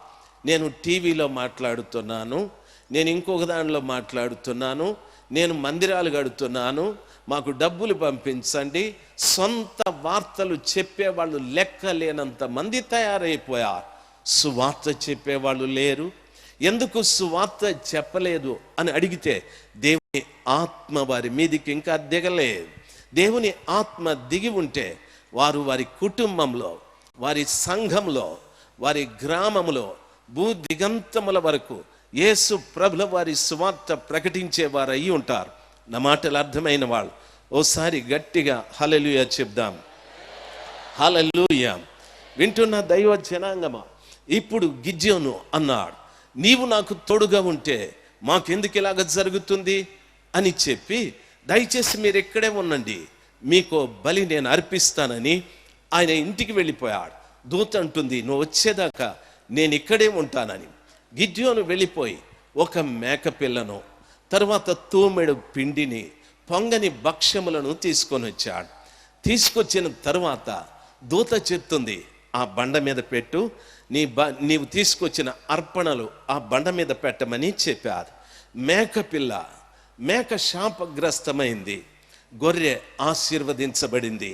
దానర్థం దేవుని కృపను బట్టి ఈ రోజున మిద్యానీయుల ద్వారా లేక అమాలేకీయుల ద్వారా, తూర్పు వారి ద్వారా వారికి కలుగుతున్న నష్టాలన్నీ కూడా తీసివేయబడే దినం సమీపించారు. వారి మీద ఉన్న పాపం, వారి మీద ఆవరించిన శాపాలు, వారి పిల్లల్ని పీడిస్తూ దరిద్రులుగా చేస్తున్నటువంటి హీన దశలోకి తీసుకువెళుతున్న ఆ శాపమంతటిని కూడా అక్కడికి తీసుకొచ్చే అవకాశాలు ఏర్పడ్డాయి. మేక పిల్లని అని రాయబడి ఉంది.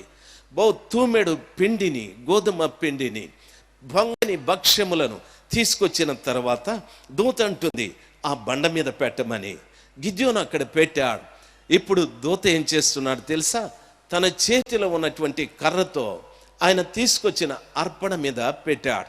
వాక్యములో చెప్పబడింది, ఆ బండలో నుండి అగ్ని వచ్చి ఆయన అర్పించిన అర్పణను కాల్చివేసెను, అర్పించిన అర్పణని కాల్చివేసెను అని వాక్యం సెలవిస్తారు.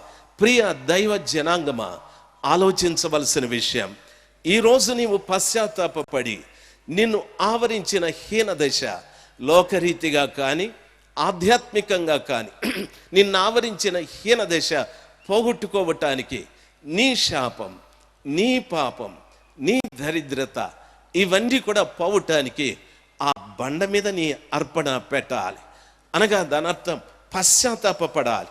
ఆ బండ ఏది అని అడిగితే వాక్యం ఈ రీతిగా సెలవిస్తారు, ఈ బండ మీద ఎవడైనా పడితే మొక్కలవుతాడు, ఈ బండ ఎవడి మీదైనా పడితే తునకలైపోతాడు, నలిచేయబడతాడు అని చెప్పారు. ఎవరు ఈ బండ అని అడిగితే నా యేసు ప్రభుల వారు. ఇల్లు కట్టుటకు నిషేధించబడిన రాయి మూలకు తలరాయి ఆయను అని ప్రభుల వారు సెలవిచ్చారు. రెండవది, దానియేలు గ్రంథంలో ఉన్న ఎత్తైన ప్రతిమ విషయమై మాట్లాడుతూ చేతి సహాయము లేకుండా పర్వతములో నుండి తీయబడిన రాయి ఆ ప్రతిమను తుత్తినీలుగా చేయును అని చెప్పాడు. ప్రతిమ ప్రపంచ రాజ్యాలను గురించి చెప్తూ ఉంది. ఒక్క రోజున చేతి సహాయము లేకుండా పర్వతంలో నుండి ఒక రాయి రాబోతూ ఉంది. ఏ పర్వతము? సియోను పర్వతము నుండి, పరలోకము నుండి ఒక రాయి రాబోతూ ఉంది. అది ప్రపంచ దేశాలన్నింటినీ, రాజ్యాలను, రాజులను, ప్రభువులను, పరిపాలకులను తుత్తినీయులుగా చేసి ఆ రాయి రాజుగా నిలబడబోతూ ఉంది. ఆ విషయాన్ని దానియేలు గ్రంథంలో చెప్పాడు. ఎవరా బండ అని అడిగితే యేసు క్రీస్తు ప్రభుల వారని స్పష్టంగా సెలవిస్తారు. నీ అర్పణలు ఆ బండ మీద, పశ్చాత్తాపముతో కూడిన నీ అర్పణలు ఆ బండ మీద పెడితే నీ శాపం, నీ పాపం, నీ హీన దశ, నీ దరిద్రత ఆ బండ మీద పెడితే యెహోవా దూత తన చేతిలో ఉన్న కర్రతో దాన్ని తాకినప్పుడు బండలో నుండి అగ్ని పుట్టి దాన్ని కాల్చివేసెను. ఈ రోజున చాలా మంది బండ మీద వారి పాపాలు, శాపాలు పెట్టడం లేదు. టీవీలో ఎవడైనా కనిపిస్తే ఆవిడ చెప్తా ఉంటాడు, నీకు అప్పులా, నీకు రోగాలా, నీకు సమస్యలా, నీకు ఆకలి దప్పులా, నీకు కోర్టు కేసులా అని. వీడు పెండ్లాన్ని చంపి కోర్టుకు పోయి ఉంటాడు, దానికి కూడా ఆయన ప్రార్థన చేస్తానంటాడు. దయచేసి గమనించాలి, వీడు ఊరంతా కూడా అప్పులు చేసి ఐపీ పెట్టుంటాడు, దానికి కూడా ప్రార్థన చేస్తానంటాడు. దయచేసి గమనించాలి, నీ పాపం, నీ శాపం, నీ హీన దశ, నీ అనారోగ్యం యేసు క్రీస్తునే బండ మీద పెట్టాలి. వాక్యము సెలవిస్తారు, ఏ నామములోనూ రక్షణ లేదు, ఏ నామంలోనూ రక్షణ లేదు. యేసు నామములోనే, ఇవ్వబడిన ఏ నామములో కూడా రక్షణ లేదు. యేసు నామములోనే. వింటున్న దైవ జనాంగమా, ఈ మధ్యాహ్న సమయం ఈ స్థలంలో కూర్చున్న ప్రతి ఒక్క వ్యక్తి అటు ఇటు పరిగెత్తడం బాగా నేర్చుకున్నాం. దేవుని వాక్యం సెలవిస్తా, ఇజ్రాయేలీయులను ఆవరించిన హీన దశ ఈ రోజున ప్రత్యేకంగా ఆ దూత చెప్తుంది, ఈ బండ మీద పెట్టు, ఈ బండ మీద పెట్టు. యేసు మనకున్నాడు, ఆయన బండలాంటి. నీ హీన దశని నలిచేయగలవాడు, నీ దరిద్రపు స్థితిని నలిచేయగలవాడు, నీ రోగాన్ని నలిచేయగలవాడు, నీ పాపాన్ని నలిచేయగలవాడు, నీ పాపాన్ని, శాపాన్ని ఆయన ఆ బండలో నుండి వచ్చిన అగ్నితో కాల్చి పడవేసేవాడు, ఆయన కాల్చివేసేవాడు ఆయన. హల్లెలూయా. బండలో నుండి వచ్చిన అగ్ని ఏమిటి అని అడిగితే ప్రభు అంటున్నాడు, నేను వెళ్ళుట మంచిది, మీ కొరకు ఆదరణకర్తని పంపుతాను. ఆయన సత్య స్వరూపియగు ఆత్మ. సత్యం ఎలాగుంటుందో అదే రూపంలో ఆత్మ ఉంటుంది అని చెప్పాడు. ఆ పరిశుద్ధాత్మ యెరూషలేములో మేడగదిలో కూర్చొని ప్రార్థన చేస్తున్న వారి మీదికి దిగారు. ఎలాగా దిగాదో తెలుసా? అగ్ని నాలుకలుగా, ప్రతి వారు చూస్తుండగా అగ్ని నాలుకలుగా వారి మీద దిగనని వాక్యము సెలవిస్తా.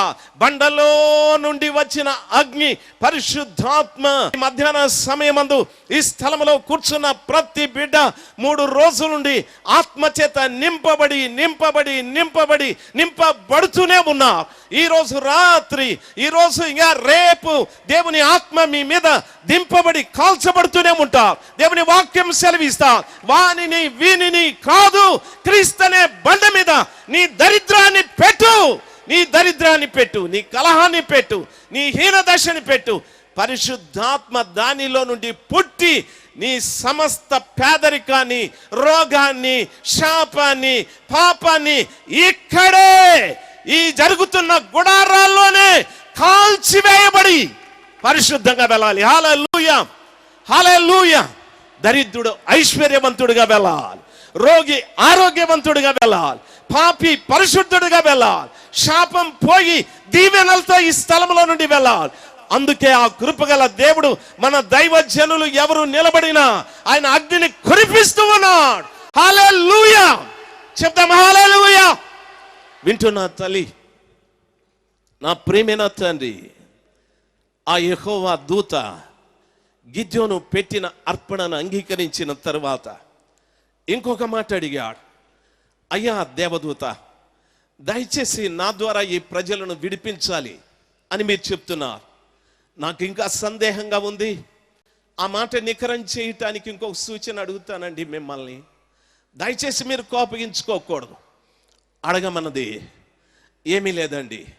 నేను కాస్త గొర్రెబొచ్చును తెచ్చి ఈ కళ్ళంలో ఉంచుతాను. ఈరోజు మంచు కురుస్తుంది కదా, ఆ గొర్రెబొచ్చు మీద మాత్రమే మంచు కురవాలి.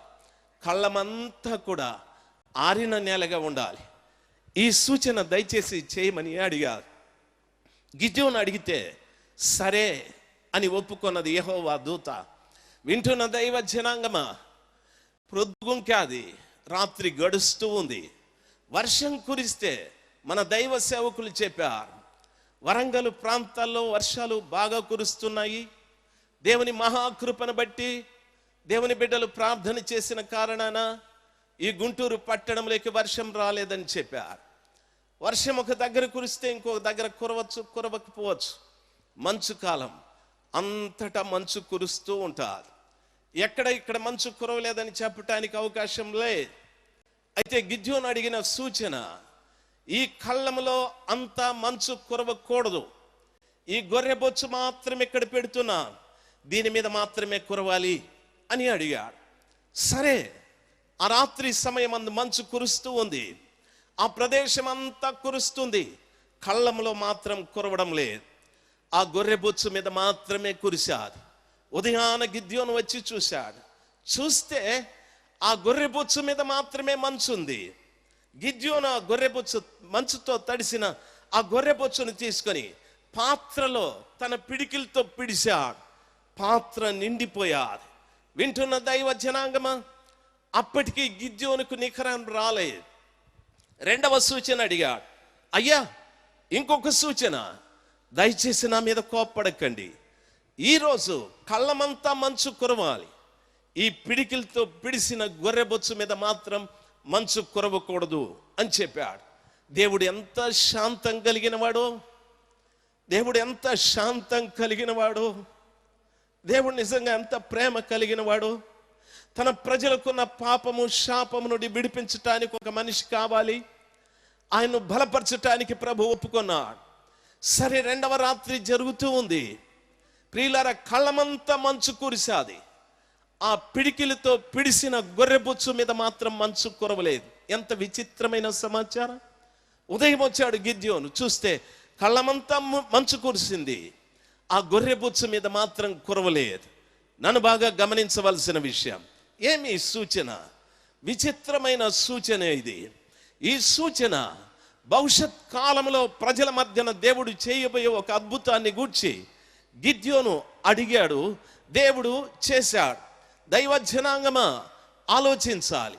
ఆ గొర్రెబొచ్చు, కొంత గొర్రెబొచ్చు ఎవరికి సంబంధించినది అని అడిగితే యెషయా 1వ అధ్యాయం 18వ వచనంలో చదువుకుంటే, రండి మన వివాదము తీర్చుకుందాము, మీ పాపములు రక్తము వలె ఎర్రనివైనను అవి కెంపు వలె తెల్లగా చేస్తాను, మీ పాపములు రక్తము వలె ఎర్రవైనను వాటిని గొర్రెబొచ్చు వలె నేను చేస్తాను అని ప్రవక్త అయిన యెషయా ద్వారా ప్రభుల వారు మాట్లాడారు. దైవ జనాంగమా, మీ పాపములు రక్తం వలె ఎర్రనివైతే కెంపు వలె మారుస్తాను. రెండవది, మీ పాపములను నేను కడిగి గొర్రెబొచ్చు వలె మారుస్తాను అని చెప్పాడు. బాగా మీ పాపములు కెంపు వలె ఎర్రనివైనను గొర్రెబొచ్చు వలె చేస్తాను. మీ పాపములు రక్తము వలె ఎర్రనివైతే అవి హిమము వలె చేస్తాను అని చెప్పాడు.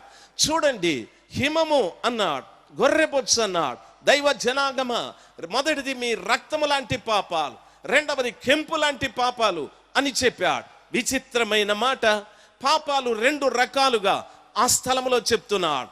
కెంపుకి ఒరిజినల్గా ఎరుపుదనం ఉంటుంది. దాన్ని పగలగొడితే ప్రతి ముక్కలో కూడా ఎరుపుదనం ఉంటుంది. ఆ ఎరుపు పోయే ప్రసక్తి లేదు. దాని అర్థం రక్తము లాంటి పాపాలు కడిగితే పోతుంది రక్తం. కెంపుకి కడిగిన పొడి చేసిన దానిలో ఉన్న ఎరుపుదనం పోయే ప్రసక్తి లేదు. అందుకని పరిశుద్ధ గ్రంథమైన బైబిల్ సెలవిస్తారు. ఏమని చెప్తుందో తెలుసా? కొన్ని మరణకరమైన పాపములు కలవు, కొన్ని మరణకరము కాని పాపములు కలవు అని చెప్పాడు. ఏది మరణకరమైన పాపం? ఓ పాపం చేసిన స్త్రీని ప్రభు ఎదుట నిలబెట్టి వాళ్ళు మాట్లాడుతూ ఉన్నారు. ప్రభు అన్నాడు, మీలో ఎవడు పాపం చేయలేదో ఆవిడ మీద మొదట రాయి విసరమని. అందరూ రాళ్ళు పడేసి వెళ్ళిపోయారు. దాని అర్థం ఆ పాపం చేసిన స్త్రీ ప్రభు దగ్గర పశ్చాత్తాపపడుతూ ఉంది. ఈ ఒక్కసారి క్షమిస్తే ఇక మీదట నేను పాపం చేయనని. అది రక్తము లాంటి పాపం. అయితే ప్రభు వారి పాపాన్ని తెలియజెప్పిన ఒప్పుకోకుండా, క్షమాపణ వేడుకోకుండా వెళ్ళిపోయారు. అది కెంపు లాంటి పాపం.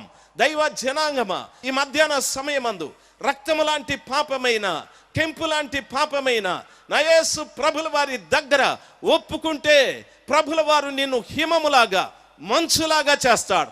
ప్రభుల వారు నిన్ను గొర్రెబొచ్చులాగా చేస్తాడు. ఎందుకు గొర్రెబొచ్చు అనే పదం ఉపయోగించారు? దేవుని నామములో మహిమ కలగని గొర్రె క్రీస్తు ప్రభుల వారే. యోహాన్ అంటున్నాడు, ఇదిగో లోక పాపమును మోసుకొని పోవు దేవుని గొర్రె పిల్ల అని చెప్పాడు. ఆ గొర్రె పిల్ల శరీరం మీద ఎన్నో వెంట్రుకలు ఉన్నాయి, ఎంతో బొచ్చు ఉంది. ఎవరా బొచ్చు, ఎవరా వెంట్రుకలు? యేసయ్య రక్తముతో కడగబడిన ప్రతి ఒక్క వ్యక్తిని ఆ పరమ గొర్రె పిల్ల తన శరీరంలో అమర్చుకున్నాడు. హల్లెలూయా చెప్దాం, హల్లెలూయా. ఆ విషయాన్ని పౌలు చెప్తున్నాడు. సంఘము క్రీస్తు శరీరం, మీరంతా ఆయన శరీరంలో అవయవాలై ఉన్నారు అని అపోస్తుడైన పౌలు చెప్పారు. నా మాటలు అర్థమైన వారు ఒక్కసారి గట్టిగా హల్లెలూయా చెప్దాం, హల్లెలూయా. దైవ జనాంగమా, ఆలోచించవలసిన విషయం. దేవుని వాక్యంలో సెలవిచ్చిన రీతిగా ఈ గొర్రె బొచ్చు ఎవరు అని అడిగితే మొట్టమొదటి అపోస్తలులు. వారు కొంతే ఉంది గొర్రెబొచ్చు అక్కడ. మొదటి అపోస్తలుల 12 కూడా యేసయ్య రక్తముతో కడగబడ్డవా, యేసయ్య రక్తము చేత పవిత్రపరచబడినవా, యేసయ్య రక్తము చేత రక్తము లాంటి కెంపు లాంటి పాపాలు వదిలిపెట్టిన ఆ మొదటి అపోస్తలుల మీద, ఆ కొద్ది మంది మీద పరిశుద్ధాత్మ అనే మంచు కురిశాది. యెరూషలేం మేడగదిలో వారు ఉన్న పరిశుద్ధాత్మ అనే మంచు కురిశాది. వింటున్న దైవ జనాంగమా, ఇది మొదటి సూచన, ఇది మొదటి సూచన. గిద్యోను ఉదయాన్నే వచ్చి ఆ తడిసిన మంచుతో తడిసిన గొర్రెబొచ్చును తీసుకొని పిడికిలితో పిడిశాడు, పిండాడు. ఆ నీళ్ళన్నీ కూడా పాత్ర నిండునంత వరకు పిండాడు. దాని అర్థం ఏమిటో తెలుసా? మొట్టమొదట అపోస్తలులు పరిశుద్ధాత్మ పొందిన తర్వాత వారు పిండబడ్డారు, వారు పిండబడ్డారు. అనేక శ్రమలు అనుభవించారు, అనేక హింసలు అనుభవించారు. యేసు ప్రభుల వారి కొరకు వైరాగ్యంగా బ్రతికారు. చావో సేవో, చావో సేవో అని పిండబడ్డారు. వింటున్న దైవ జనాంగమా, ఎందరో క్రీస్తు ప్రభుల వారి నిమిత్తమై హతసాక్షులైపోయారు, నిర్దాక్షిణ్యంగా చంపబడ్డారు, నిర్హేతుకంగా చంపబడ్డారు.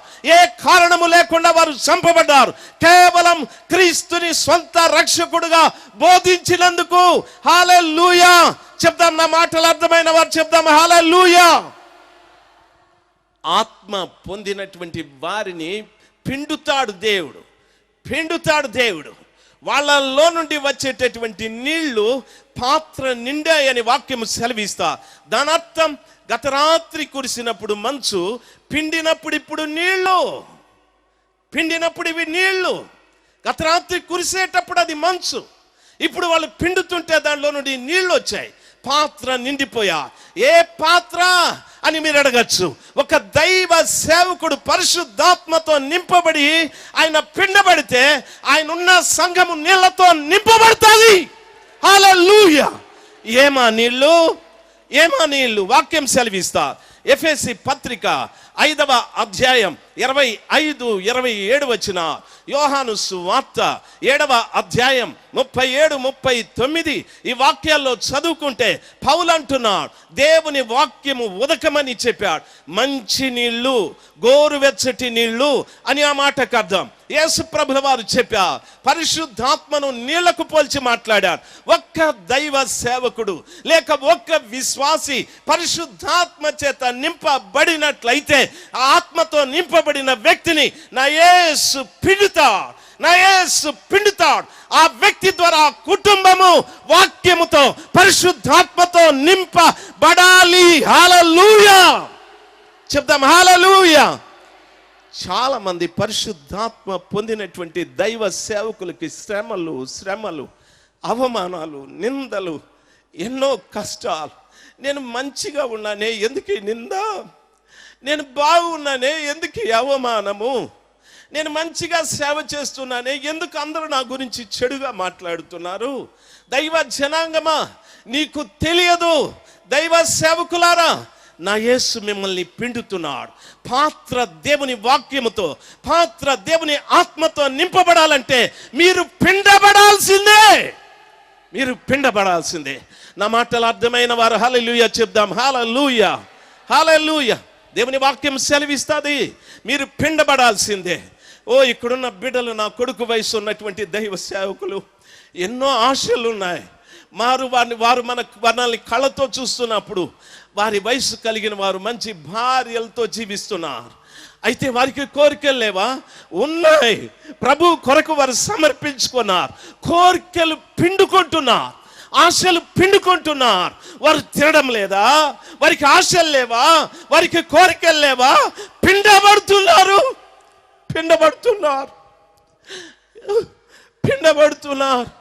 నా దేవుడు వాళ్ళను పిండుతూ ఉన్నారు.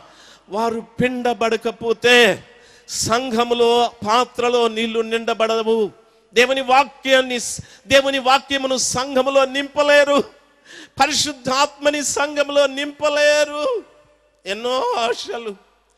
భార్య భర్త ఒక బిడ్డను తీసుకొని వెళుతుంటే వారికి ఇష్టం లేదా?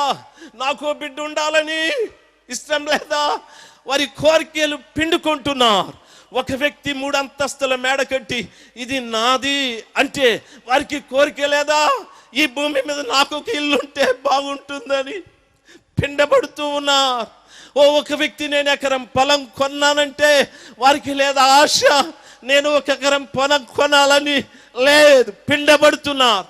ఉన్న ఆడబిడ్డలు కానీ మగబిడ్డలు కానీ సర్వోన్నతుడైన దేవుని చేతుల్లో పరిశుద్ధాత్మ పొందిన తరువాత వారు పిండబడి మంచును మంచుగా కాకుండా మంచును నీళ్లగా వారున్న సంఘం అనే పాత్రలో నింపుతున్నారు.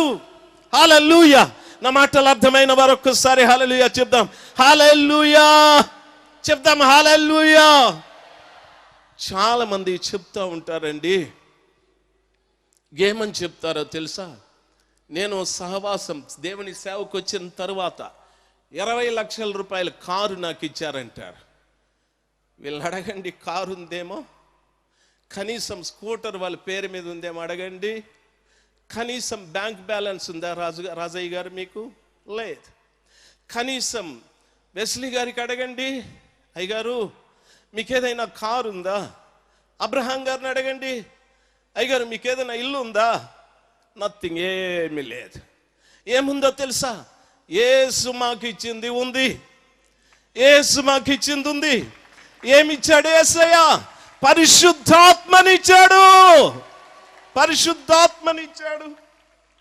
ఆ రూతక్కని అడగండి, ఏమైనా ఉందా? ఏమి లేదు. ప్రేమక్కని అడగండి, ఏమి లేదు. ఇక్కడున్న బిడ్డలను అడగండి, ఏమి లేదు. ఏముంది మీ దగ్గర?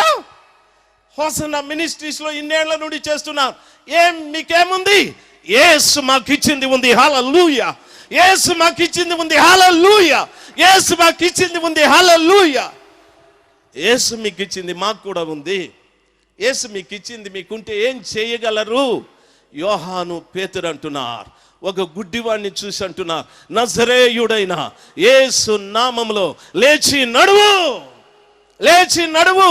వెండి బంగారాలు లేవు మా దగ్గర, యేసు మాకు ఇచ్చింది మా దగ్గర ఉంది, అది నీకు ఇస్తాం, లేచి నడువు. కుంటివాడు లేచి గంతులు వేసుకుంటూ శృంగారం అనే దేవాలయంలోనికి వారికంటే ముందుగా వెళ్ళాను. చెప్పండి ఒకసారి హల్లెలూయా చెప్దాం. హల్లెలూయా, హల్లెలూయా. యేసు వారికి ఇచ్చినటువంటి పరిశుద్ధాత్మ ద్వారా కుంటి వాళ్ళను, దేవుని దగ్గరికి నడవలేని వారిని, కుంటి వారిని, మోకరించి ప్రార్థించలేని వారిని, కుంటి వారిని, ఓ సన్మార్గంలో నడవలేని వారిని, కుంటి వారిని, మంచి కార్యాలు చేయటానికి నడవని వారిని అందరినీ కూడా లేపి వారికంటే ముందుగా శృంగారమను దేవాలయము పరలోకంలోకి నడిపిస్తున్నారు.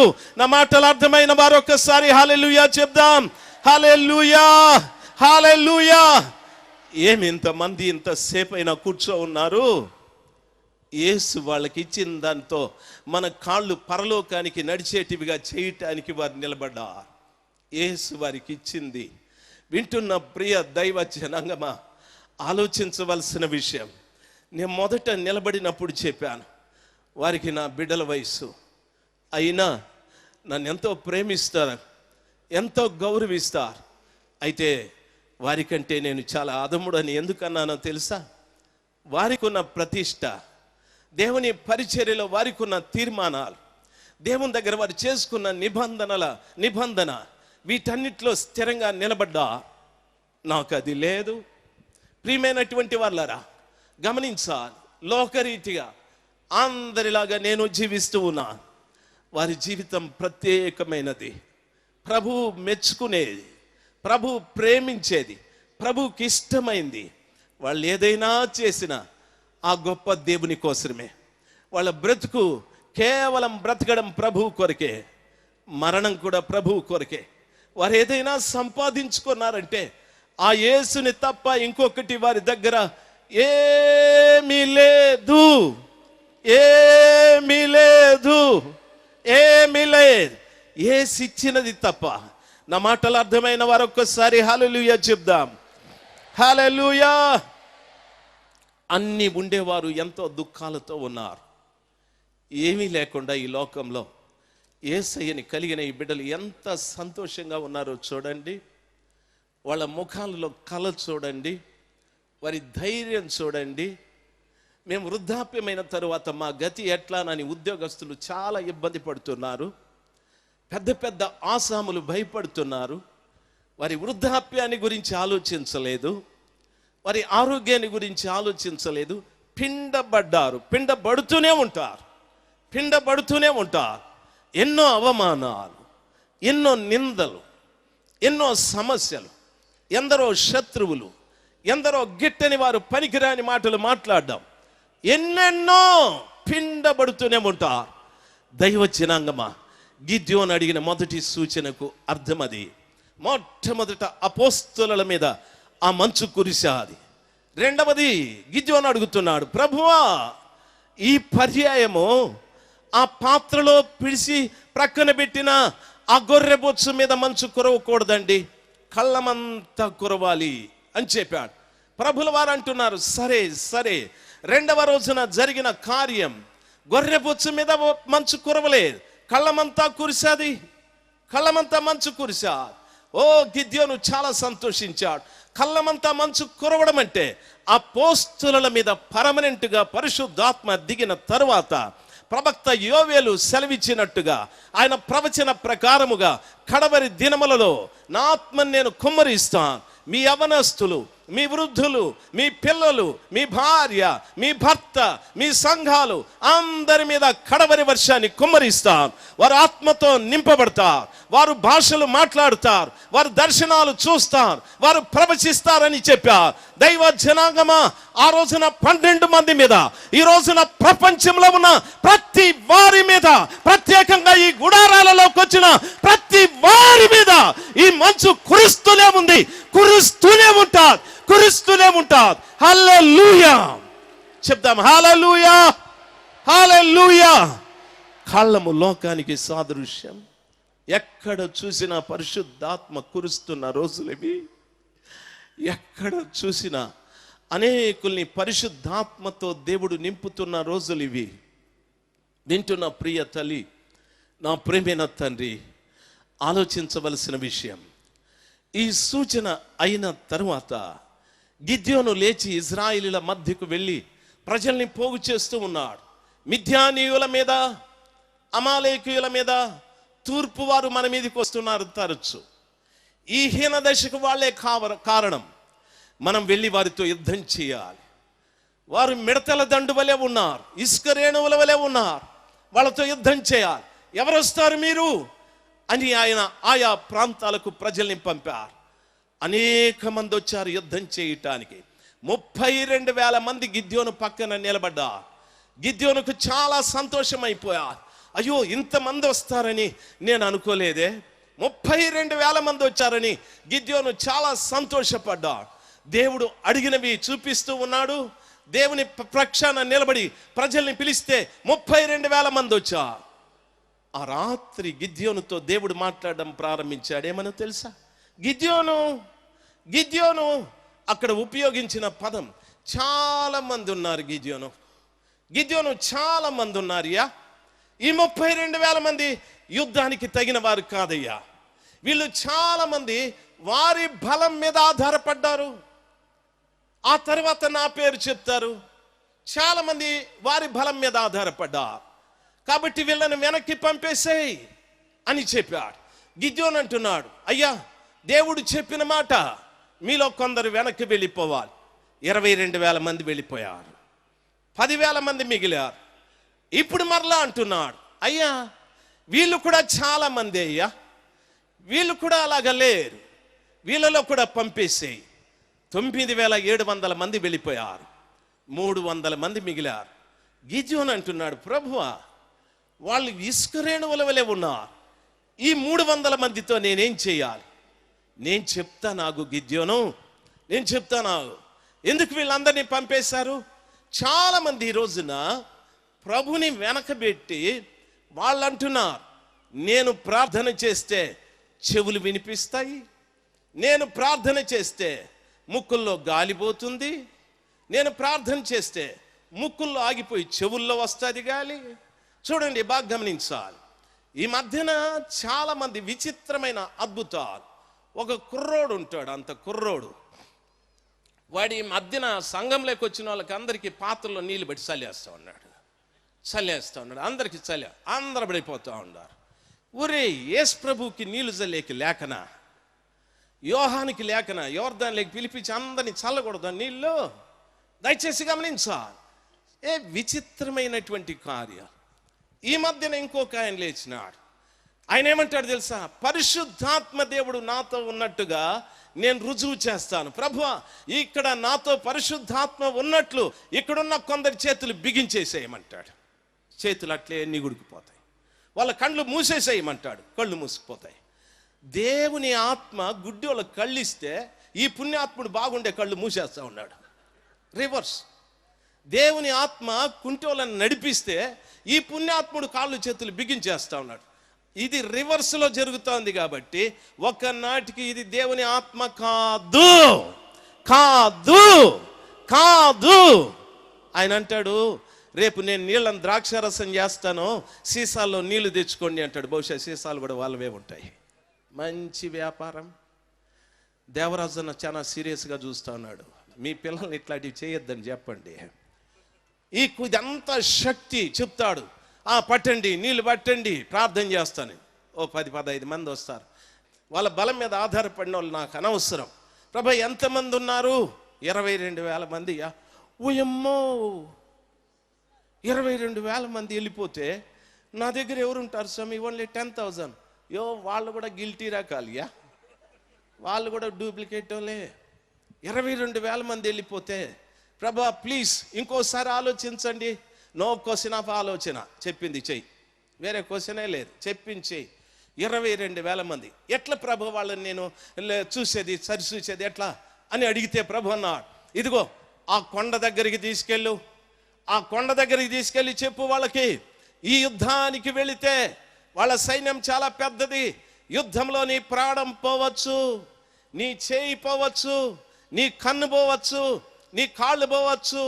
ఇంటి దగ్గర నుండి ఆరోగ్యంగా వచ్చావు, యుద్ధంలో కాలు ఇరిగిపోతే కుంటుతూ వెళ్ళాలి, చేతులు పోతే కుంటుతూ వెళ్ళాలి, కన్ను పోతే గుడ్డివాడుగా పోవాలి, చస్తే అసలే పోలేవు, యుద్ధం చాలా భయంకరమైనదిరా బాబు. ఓ 32,000 మందికి కొండ దగ్గర ఈ హెచ్చరిక చేశాడు. దైవ జనాంగమా, ఈ మధ్యాహ్న సమయమందు కూడా యేసు ప్రభుల వారి పక్షముగా నిలబడి మిథ్యానీయులతో, అమాలేకీయులతో, తూర్పు వారితో యుద్ధము చేయటానికి ఈ స్థలములో ఉన్న ప్రతి వారిని ఇక్కడున్న దైవ సేవకులు సిద్ధం చేస్తూ ఉన్నారు. శత్రువుతో పోరాడేటప్పుడు ఏదో జరగచ్చు.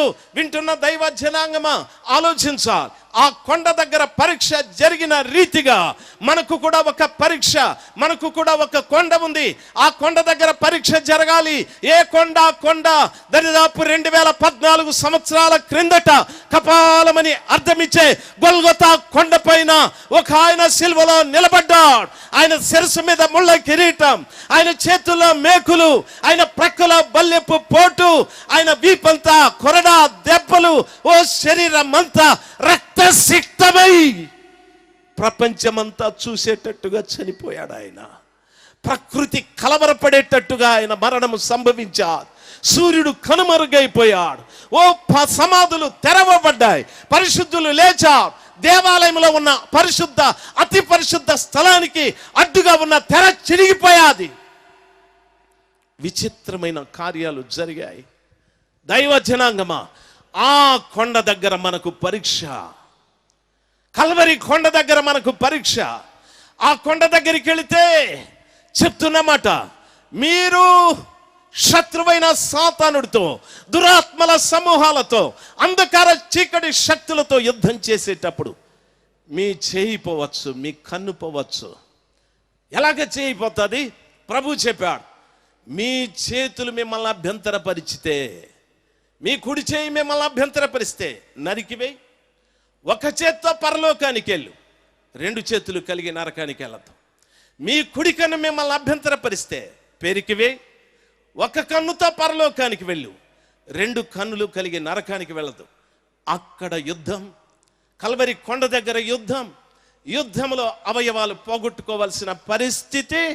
దైవ జనాంగమా, దీనికి భయపడి 32,000 మంది వెళ్ళిపోయారు. లంచాలు తీసుకోవద్దయా అని అంటే, లంచాలు తీసుకోకుండా ఎట్లా? లంచాలు తీసుకోవాలంటే చెయ్యి నరికేయాలా? చెయ్యి నరికేయాలి. లంచాలు తీసుకోకుంటే ఎట్లా? దయచేసి గమనించాలి. వ్యామోహం, మోహపు చూపులు చూడొద్దయ్యా. నేనేం పాపం చేస్తానా? జస్ట్ సీ అండ్ ఎంజాయ్, చూస్తూ ఎంజాయ్ చేసుకుంటాను అంతే. ఒరే పాపాత్ముడా, ప్రభు చెప్పిన మాట ఏం తెలుసా? మోహపు చూపుతో ఒక స్త్రీని చూస్తే వాని హృదయంలో ఆమెతో పాపం చేసినట్టు అన్నాడు. అంటే ఊరికే 2 నిమిషాలు అంతే అనే. కన్ను పెరికేయమంటాడు ప్రభు. కన్ను పెరికేయి, చెయ్యి నరికేయి. ఒరే నాయన, తప్పులు చేయొద్దు, ఇంకా చెయ్యి నరికేయి, కాలు నరికేయి.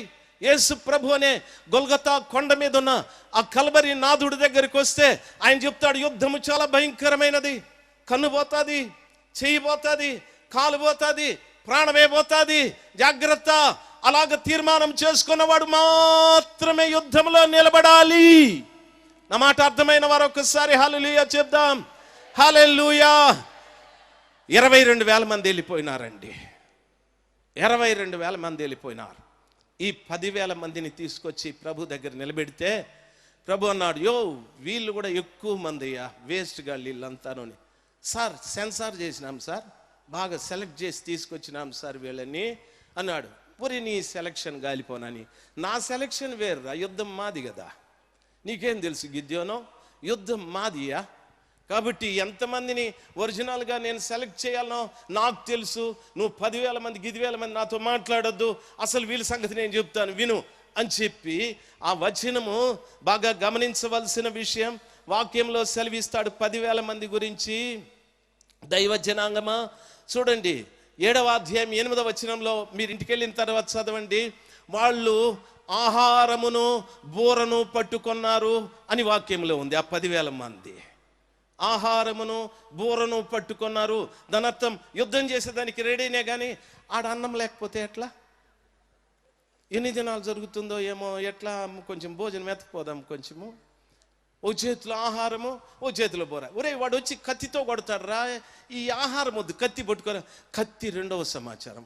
2 సేపు అన్నా తప్పించుకోవచ్చు కదా మనము ఆహారంతో. మీకు అర్థమవుతుంది అనుకుంటా దైవ సేవకులు. హల్లెలూయా. ఒక చేతిలో ఆహారం పట్టుకున్నారు, ఒక చేతిలో బూర పట్టుకున్నారు. దైవ జనాంగమా, ఎక్కడ్రా నీ కత్తి? అదో అక్కడ పెట్టినాను, అన్నం తినిన తర్వాత ఎత్తుకుంటాను కత్తి. అంత స్ట్రెంగ్త్ వస్తుంది, బలం వస్తుంది. బొత్తిగా అన్నం లేకుండా చంపేస్తావు నువ్వు. అప్పుడు వాడు వచ్చి మీద పడి కత్తితో ఒక దెబ్బతో కొడతాడు. తప్పించుకుంటా, నాకు పర్వాలేదు, నాకు తెలుసు తప్పించుకుంటానని. కుదురుతుందా? శత్రువు ఎక్కడ కొడతాడో మనకు తెలియదు, ఎలా కొడతాడో మనకు తెలియదు, ఏ దెబ్బతో మనం చస్తామో తెలియదు. దైవ జనాంగమా, ఈ 10,000 మందిలో కత్తికి బదులు ఆహారాన్ని పట్టుకున్నారు. బోరుంది ప్రకటిస్తారు, ఓ బోరుంది ప్రకటిస్తారు. ఓ యేసు దేవుడు, యేసు రక్షకుడు, యేసు విమోచకుడు, హల్లెలూయా హల్లెలూయా. ఓ గొప్ప కార్యాలు దేవుడు చేస్తాడు. బోర బాగానే ఉంది, చేతిలో కత్తి లేదు, ఆహారం పెట్టుకున్నారు. ప్రభు చూసినాడు, వీళ్ళంతా తిండికి వచ్చిన రకాలు, వీళ్ళంతా తిండికి వచ్చిన తిప్పలు పడుతున్న రకాలు ఇవి. రైట్, వీళ్ళని కూడా పంపించేసేయ్యా గిద్యోను. సార్ ఏంటి సార్ అందరినీ పంపించేస్తే నాతో వచ్చేవాడెవడు? నాకు తెలిసేయా ఎవడిని పంపాలో నాకు తెలుసు, నువ్వు పంపించేయి. చాలా దుఃఖపడ్డాడు గిద్యోను. స్వామి ఎంతమందిని పంపేది, నేను సెలక్షన్ ఒకటి ఏర్పాటు చేస్తాను, కమాన్ తీసుకురా అన్నాడు. ఎక్కడికి ప్రభువా? ఆడేమో 22,000 మంది ఆ కొండ దగ్గర నుండి వాపసు పంపితివి, ఇప్పుడు ఎక్కడికి రావాలి? ఆ నీటి వాగు దగ్గరికి తీసుకురా, అక్కడ అందరినీ నీళ్లు తాగమని చెప్పు అని అన్నాడు. రే బాబు, యుద్ధంలో నీళ్లు దొరకరా, వెళ్ళి తాగండి అన్నాడు. సస్తిమా బతికితిమా, చేతిలో ఆహారం ఉంది కదా, నీళ్లు కంపల్సరీ కదా. పరుగుతున్నారు, పరుగుతి బోర్లు పడి కుక్క గతికినట్టు గతుకుతా ఉన్నారు. ఈయనన్నాడు, ఒరే ఈ దురిబుద్ధి కాలిపోనని, ఏమి కర్మ. ప్రభు అన్నాడు, ఒరేయ్ వాళ్ళు తాగితే తాగని, ఎవడు చేతితో తన నోటికి అందించుకొని గతుకుతున్నాడో వాళ్ళని లెక్కబెట్టు తొందరగా. ఓ వెంటనే గిద్యోను చూశాడు, ఆ నీళ్ళ దగ్గరికి వెళ్ళి చేతితో తీసుకొని నోటికి అందించుకుంటూ చాలా శుభ్రంగా తాగుతున్న వారు 300 మంది కనిపించారు. 9,700 మంది బోర్ల పడి తాగుతా ఉన్నారు. 9,700 మంది బోర్ల పడిపోయినారు. దైవ జనాంగమా, క్రమము లేని జీవితం అది. దేవుని సముఖంలో దైవ సేవకులారా, విశ్వాసులారా, దేవునికి క్రమం చాలా అవసరం. ఈ 300 మంది వెరీ డీసెంట్, చాలా క్రమం. వాళ్ళు వంగి చేతితో తీసుకొని నోటికి అందించుకుంటున్నా. దాని అర్థం ఏమిటో తెలుసా? ఆ నీళ్లు దేవుని వాక్యం, ఆ నీళ్లు దేవుని ఆత్మ. దైవ జనాంగమా, వారి చేతితో తీసుకొని నోటికి అందించుకుంటున్నారు. అంటే చేయి పని చేసేది, నోరు మాట్లాడేది. దాని అర్థం వాళ్ళు నోటితో ఏం మాట్లాడుతున్నారో చేతితో అది చేస్తారు. ఏది చేస్తారో అది మాట్లాడేవాళ్ళు. దేవునికి కావాల్సింది రోజున మలొకటి చేతలొకటి ఉన్నవారు కాదు. హల్లెలూయా చెప్తాం, హల్లెలూయా. వారు దేవుని పరిచర్యకు యోగ్యమైన వారు. చాలా మంది మాటలు చెప్తారు, చేతలు ఉండవు వాళ్ళ దగ్గర, చేతలు ఉండవు. దైవ జనాంగమా, ఆలోచించవలసిన విషయం. ఈ రోజున ఈ స్థలంలో కూర్చున్న దైవ సేవకులు, ఈరోజు దేవుని కొరకు అభిషేకించబడిన బిడ్డల్ని ఒక్కసారి చూడండి. వారి నోటితో మాట్లాడేది వారి చేతితో చేస్తారు, వారి చేతితో చేసేది మాటలతో మాట్లాడతారు. ఎందుకో తెలుసా? వాళ్ళకేమీ లేదు. అబద్ధాలు చెప్పి ఒక ఇల్లు కట్టించుకోవాలనే ఆలోచన లేదు, ఓ స్కూటర్ కొని కొడుక్కి ఇవ్వాలనే ఆలోచన లేదు, కొంత డబ్బు దాచిపెట్టుకు కూతురికి కట్నం ఇవ్వాలనే ఆలోచన లేదు, ఓ కొంచెం బంగారం పెట్టి బ్యాంకులో పెడితే అవసరాలకు ఒక పనికి వస్తుందనే ఆలోచన లేదు. వాళ్ళు ఎట్లా అంటే ఏక్ మే రంజన్, వాళ్ళు ఒకరే వచ్చినారు, ఒకళ్ళే బ్రతుకుతారు, ఒకళ్ళే దేవుని దగ్గరికి వెళ్ళిపోతారు. నా మాటలు అర్థమైన వారు ఒకసారి హల్లెలూయా చెప్దాం. ఏది మాట్లాడుతున్నారో అది చేస్తారు, ఏది చేస్తారో అది మాట్లాడతారు. నేను అట్లా కాదు. నేను మాట్లాడేది ఒకటి, వాళ్ళు ఎవరైనా చెప్తారేమో, అమ్మ మీరు చెప్పండి, నేను మాట్లాడేది ఒకటి, వాళ్ళు కూడా నవ్వుతున్నారు, నువ్వు కూడా కాదులే అని. Thank you. చాలామంది చెప్పేది ఒకటి, చేసేది ఒకటి. దేవుడు ఏమంటాడు తెలుసా? నీ మాట అవునంటే కాదంటే కాదు. దానికి మించి నువ్వు ఏదైనా మాట్లాడితే ఎవరి సంబంధం అయిపోతావు? దుష్టుని సంబంధం అయిపోతావు. దయచేసి చాలా మంది సేవకుల పైన చెప్పేది ఒకటి, చేసేది ఒకటి. ఈడెవడంటే దుష్టుని సంబంధి, దేవుని సంబంధి. చెప్పేదే చేస్తాడు, చేసేదే చెప్తాడు. నా మాటలు అర్థమైన వారు ఒక్కసారి హల్లెలూయా చెప్దాం. హల్లెలూయా, హల్లెలూయా. దైవ జనాంగమా, 31,700 మంది వాపస్ వెళ్ళిపోయారు యేసయ్య సెలక్షన్లో. 31,700 మంది గో బ్యాక్. గిద్యోను, సార్ నేను నీకు చాలా క్లోజ్గా సార్, పోరా, ఆయన వద్దంటా ఉంటే క్లోజ్ లేదు గ్లీజు లేదు, పోరబ్బా నీకు దండం పెడతాను. దయచేసి గమనించాలి, హోసన్న మినిస్ట్రీలో పరిచర్యకు వస్తే గనక పెళ్లి చేసుకోకూడదు, తరువాత ఉద్యోగాలు చేస్తూ సేవ చేయకూడదు, తరువాత డబ్బు దాచుకోకూడదు, తరువాత అయ్యగారు రాత్రి చెప్పినారు, వెస్లీ అయ్య గారు, నెట్ కనెక్షన్లు ఇట్లాంటివి ఉండకూడదు అని. ఏ కొంపలే కన్నా సేవకుల కొంపల్లో ఇవే నెట్లే. తెల్లారి రాత్రి వరకు ఏ దొరదగులుతాడా అని దేవుడు వాడిని నిడిచిపెట్టేసి వెళ్ళిపోయి ఉంటాడు. వాడు స్టేజ్ మీదకి వచ్చి అరుస్తాడు, చూడు, జీసస్, రే ఆ దొర పేరు పిల్లరా, ఊరికి అనవసరంగా నా పేరు పిలద్దు అంటాడు. రాత్రంతా వాడి దగ్గర కూర్చొని పొద్దున్నే నన్ను పిలుస్తావు ఏందిరా అంటాడు. మీకు అర్థమైందా? రాత్రంతా నెట్ దగ్గరే, రాత్రంతా ఇంటర్నెట్లోనే. ఓ దొరసానమ్మా. ఈ మధ్యన ఏలూరు వెళ్ళినాను. ఏలూరు ఆయన నాకు బాగా ఫ్రెండ్, పాస్టర్ గారు. ఏలూరు వెళ్తే వాళ్ళ అబ్బాయి భార్యకి తగాదా వచ్చేసింది. ఈ తమ్ముడు నెట్లో ఎవరో ఒక దొరసానితో మాట్లాడుతూ అన్నాడు. మంచోడు అబ్బాయి, చెడ్డోడు కాదు. వాళ్ళ భార్యకు అనుమానం వచ్చింది, ఆమెతో ఏం నీకు మాటలు. దయచేసి బాగా గమనించాలి. నెట్టు నాకు ఇంకొకరు ఎవరో చెప్పినారు, మదన్న చెప్పినారు పొద్దున. ఇంటర్నెట్ అన్నాడు. నెట్ అంటే వల. సైతానుడు ప్రపంచాన్ని వలేసి పట్టుకున్నాడు అని నా మతి నాశనం అయిపోయింది. కాబట్టి దాంట్లోకి పోకూడదు. ఇంటర్నెట్ అన్నాడు. మదన్నే చెప్పింది పొద్దున. ఊరి నాయను, ఇంటర్నెట్లో ఉండే వాళ్ళందరూ దయ్యపు వలలో ఉన్నారు. భలే సత్యం చెప్పినాడు పొద్దున్నే నాకు. దయచేసి గమనించాల్సింది, చాలా మంది పెద్ద సేవకులు బైబుల్ లేకపోయినా బతికిపోతున్నారు, ప్రార్థన లేకపోయినా బతికిపోతున్నారు, ఉపవాసం లేకపోయినా బతికిపోతున్నారు, ఆత్మ లేకపోయినా బతికిపోతున్నారు. ఇంటర్నెట్ లేకపోతే బతకలేరు. అది లేకపోతే బతకలేరు, నిద్ర రాదు అంటారు. ఏం బ్రదర్ ఇంకా మేల్కొండామని? నెట్ బిజీగా ఉంది, వాళ్ళ బిజీగా ఉంది. వీడు అమెరికాకి వేస్తాడు వాళ్ళ, ఆస్ట్రేలియాకి వేస్తాడు వాళ్ళ, ఐరోపాకి వేస్తాడు వాళ్ళ, ఆఫ్రికాకి వేసుకుంటాడు. ఆ నల్ల దొరసాని దొరుకుతుంది. ఆమె అంటది, నువ్వు నాకేమన్నా ఇస్తావా అని. ఈయన మతి నాశనం అయిపోతుంది. ఎట్లా చేప దొరికిందిరా నాకు అని. ఐఎమ్ వెరీ సారీ, వాళ్ళ వాపస్ ఇచ్చేయి. ఏదో గట్టిగా పట్టుకుంటుంది. ఐఎమ్ కమింగ్, నేను వస్తాను, నాకు ఇండియాకి రావాలని దేవుడు చెప్పినాడు అంటది. అనవసరంగా ఆ మనిషి ఇంకా పెద్దవాళ్ళ వీడు చెప్పిన తప్పుడు మాటలకు దొరికిపోయిందా ఆ చేప. దైవ జనాంగమా, నా మాటలు అర్థమైన వారు ఒకసారి హల్లెలూయా చెప్దాం. ఏం చెప్తారో అది చెయ్యాలి, ఏం చేస్తారో అది చెప్పాలి. దైవ సేవకులు లోకంలో ప్రతి దాన్ని ఎంతో ప్రియమైనటువంటివి, యవన కాలంలో వారు సుఖించటానికి, సంతోషించటానికి ఎన్నో అవకాశాలు ఉన్నా, అపోస్తుడైన పౌలు గారు చెప్పినట్టు సమస్తము నేను పెంటగా ఎంచుకున్నాను. నా విద్య, నా ఉద్యోగము, నా పౌరసత్వము, నాకున్న ఆరోగ్యము, నాకున్న పలుకుబడి, నాకున్న ప్రతి ఒక్కటి పెంటగా ఎంచుకొని యేసుని నాకు ప్రియముగా నేను ఎంచుకున్నాను. నేను బ్రతికితే క్రీస్తు కొరకే, క్రీస్తు కొరకు నేను బ్రతకకపోతే చనిపోయేది మేలు. నా మటుకైతే బ్రతుకుట క్రీస్తే, చావైతే నాకు లాభము,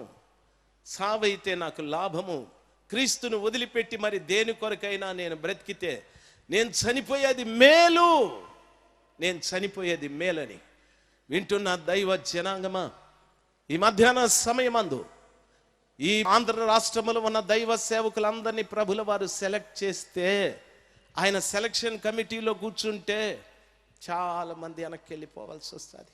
చాలా మంది. ఎంతమంది? 21,700 మంది వాపస్ వెళ్ళిపోయారు.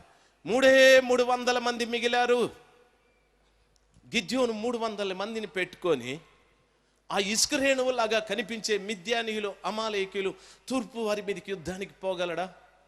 నేను అనుకుంటాను, ప్రభు I'm very sorry, second selection ఏదన్నా ఉందేమో చూడండి, రెండో సెలక్షన్ ఏమైనా ఉందేమో చూడండి అడిగినాడు. No second selection. ఒకసారే రెండో మళ్ళా లేదయ్యా, లేదు పో, వాళ్ళతో యుద్ధం చేసుకోపో అని. ఇంకోటి అడిగినాడు, ప్రభా నేను పోలేను సార్. ఏంది 300 మందితో పోయి ఆడ చచ్చిపోమంటావా మమ్మల్ని? మేము వెళ్ళం సార్. ప్రభు అన్నాడు, యో గిద్యోను, నువ్వు అడిగిన సూచనలన్నీ చేశానయ్యా, మంచోళ్ళని తీసుకెళ్ళియ్యా. దేవుని వాక్యం సెలవిస్తా, 2 స్థలాల్లో కూడా ఎక్కువ మంది అని మాట్లాడారు. ప్రభువుకి తక్కువ మంది కావాలి. తక్కువ మంది అంటే దానర్థం ప్రభు కొరకు యుద్ధం చేస్తూ తమ ప్రాణాలైనా సమర్పించే వాళ్ళు కావాలి. ప్రభు కొరకు యుద్ధం చేస్తూ ఒక క్రమమైన పద్ధతిలో చేతితో నోటికి అందించుకునే వాళ్ళు కావాలి. చెప్పింది చెయ్యాలి, చేసింది చెప్పాలి. ఇలాంటి వారు కావాలి ఆయనక. ఎక్కువ మంది అక్కర్లేదు. ఈ స్థలంలో కూర్చున్న ప్రతి వారికి నా మనవి, ఎందరో ఈ ఆంధ్ర రాష్ట్రంలో సేవకులు ఉన్నారు, ఎక్కువ మంది ఆయనకు అక్కర్లేదు. ఒక్కడు చాలు. 20 లక్షల మందిని ఐగుప్తులో నుండి విడిపించి కనానుకు నడిపించటానికి ఎందరు కావాలి? మోషే, నువ్వు ఒక్కడు చాలు. నినివే పట్టణంలో ఉన్న ప్రజలకు నాశనాన్ని గురించి చెప్పటానికి ఎందరు కావాలి? యోనా, నువ్వొక్కడే చాలు. ఈ ఆంధ్ర రాష్ట్రంలో నిజమైన సత్యాన్ని బోధించటానికి ఎందరు కావాలి? యేసన్న ఒక్కడే చాలు. హల్లెలూయా, హల్లెలూయా, చెప్తామా? హల్లెలూయా. యేసన్న ఒక్కడే చాలు. యేసన్న గారు ఒక్కడే చాలు. దైవ జనాంగమా, గమనించవలసిన విషయం, ఆయనకి ఎక్కువ మంది అక్కర్లేదు. ప్రభు యుద్ధంలో ప్రాణం పెట్టేవాడు, నోటితో మాట్లాడింది చేసేవారు, చేసింది మాట్లాడే ఒక్కడు చాలు. ఈ ఆంధ్ర రాష్ట్రంలో ఒక్కడు యేసన్న గారిని దేవుడు చూసి ఈ గొప్ప పరిచర్య, విడిపించేది నడిపించేది. కొంతమందికి విడిపించేది వచ్చు, నడిపించేది రాదు. కొందరికి నడిపించేది వచ్చు, విడిపించేది రాదు. మీరే ఆలోచించండి. మీ సంఘాల్లో ఇంకా ఎంతమంది పనికిరాని వాళ్ళు ఉన్నారు ఆలోచించండి. ఎంతమంది ఉన్నారు ఆలోచించండి. ఎన్ని పర్యాయాలు మీరు మీ పాస్టర్ గారు దెబ్బలాడుకున్నారో, ఎన్ని పర్యాయాలు మీ సంఘంలో పెద్దలు పోట్లాడుకున్నారో, ఎన్ని పర్యాయాలు మీ విశ్వాసులు పోట్లాడుకున్నారో. ఏం కారణం? విడిపించబడినా నడిపించబడ్డం లేదు. ఎక్కడికి నడిపిస్తున్నారు? కనానుకు నడిపిస్తున్నారు. పాలు తేనెలు ప్రవహించే దేశానికి నడిపిస్తూ ఉన్నారు. నడిపించడం దేవునికి చాలా మంది అక్కర్లేదు. ఒక్కడు చాలు. ఈ 300 మంది చాలు గిద్యోనా నాకు. దయచేసి గమనించవలసిన విషయం, దైవ జనాంగమా. ఇప్పుడు ప్రభు అన్నాడు, ఊరికే నన్ను విసికించద్ది ఆ గిద్యోను, నీకో మాట చెప్తాను, బాగా విను. ఏం చెప్పు అన్నాడు. ఏం చెప్పండి సార్ అన్నాడు. అప్పుడు ప్రభు అన్నాడు, ఈరోజు రాత్రి ఆ మిద్యానీయుల దండుపాలెం లేకపోయి వాళ్ళు ఏం మాట్లాడుకుంటారో వినవయ్యా అని చెప్పినారు. సరే. గిద్యోను తాను వెళుతూ తన అనుచరుడైన పురాని కూడా తీసుకువెళ్ళాడు. అసిస్టెంట్ పురాని కూడా తీసుకువెళ్ళాడు. ఆయన పేరు పురా. ఆయన ఎంబడి తీసుకెళ్ళాడు. పొద్దుగుంకిపోయారు, అందరు నిద్రపోతున్నారు. ఆ మిద్యానీయులు ఉన్న దండుపాలెంలోకి వెళ్ళి ఒక డేరా దగ్గర కూర్చున్నారు. ఆ టెంట్ దగ్గర కూర్చుంటే అక్కడున్న మిద్యానీయులు మాట్లాడుకుంటున్నారు, అయ్యా ఈ రాత్రి నాకు ఉన్నట్టుండి మెలకు వచ్చేసా, మంచి డీప్ స్లీప్లో నేనున్నా, నిద్రపోతూ ఉన్నా, ఉలిక్కిపడి లేచేశాను. ఎందుకు అని అడిగా. ఓ యమ్మ బాబోయ్, ఏం జరిగిందో తెలుసా? ఎవల రొట్టె ఒకటి దొర్లుకుంటూ వచ్చి ఈ గుడారాన్ని కొట్టాది. గుడారం తలకిందులైపోయా. ఈ ఎవల రొట్టె ఎవరో కాదు, గిద్యోనే, ఎవరో కాదా, గిద్యోనే అని చెప్పాడు. అప్పుడు ధైర్యం వచ్చేది గిద్యోనికి. ఎందుకు ఎవల రొట్టె రావాలి? జొన్న రొట్టె ఎందుకు రాకూడదు? దైవ జనాంగమా, సద్ద రొట్టె ఎందుకు రాకూడదు? గోధుమ రొట్టె ఎందుకు రాకూడదు? గోధుమ క్రీస్తు ప్రభుల వారికి సాదృశ్యం, ఎవలు పరిశుద్ధాత్మకు సాదృశ్యం. గోధుమ ఎవలు రెండు చూడటానికి ఒకే రూపు. గోధుమ రంగు బ్రౌన్గా ఉంటారు, ఎవల రంగు తెల్లగా ఉంటారు. దైవ జనాంగమా గమనించాలి, గోధుమ గింజ పరిమాణం పెద్దది, ఎవల గింజ పరిమాణం చిన్నది. రెండు చూడటానికి ఒకే రీతిగా ఉంటుంది. గోధుమ గింజ యేసు, ఎవల గింజ పరిశుద్ధాత్మ దేవుడు. దైవ జనాంగమా, ఎవల రొట్టె అంటే దాని అర్థం చాలా ఎవలు వేసి పిండి విసిరి ఆ పిండిని పిసికి రొట్టెగా చేసేది. దాని అర్థం ఏమిటో తెలుసా? ఇక్కడున్న ఒక్కొక్క దైవజనుడు ఒక ఎవల గింజ. ఇవి పొడి చేయబడాలి, ఒక్కొక్క గింజ పొడి చేయబడాలి. నన్ను పొడి చేస్తే ఏమంటానో తెలుసా? స్వామి, నాకు ఒక భార్య ఉంది స్వామి, నాకు పెండ్లాం ఉంది స్వామి, నేను చస్తే దానికి ఎవరు స్వామి, దాన్ని ఎవరు చూస్తారు స్వామి? ప్రభువా, నాకు కొడుకు ఉన్నాడు స్వామి, నాకు కూతురు ఉంది స్వామి, నేను చచ్చిపోతే వాళ్ళకి ఎవరు చూస్తారు? ఈ ఎవల గింజని పిండి చేస్తే కమాన్ చేయండి, పిండి చేయండి అంటారు. ఏముంది వీళ్ళకి వెనకాల? ఈ ఎవల గింజలకి ఏముంది వెనక ముందు? పిండి అవటానికి సిద్ధమే. ప్రతి ఎవల గింజని నా దేవుడు పిండి చేసి ఈ ఎవల గింజల పిండిని ఒక రొట్టెగా చేసి ఈ రొట్టెని దొర్లిస్తున్నాడు ఆయన. మొట్టమొదట ఈ రొట్టె ఎక్కడుంది? 14వ మైల్లో. పేరు చెప్పండి సార్. లేమల్లెలో ఉంది.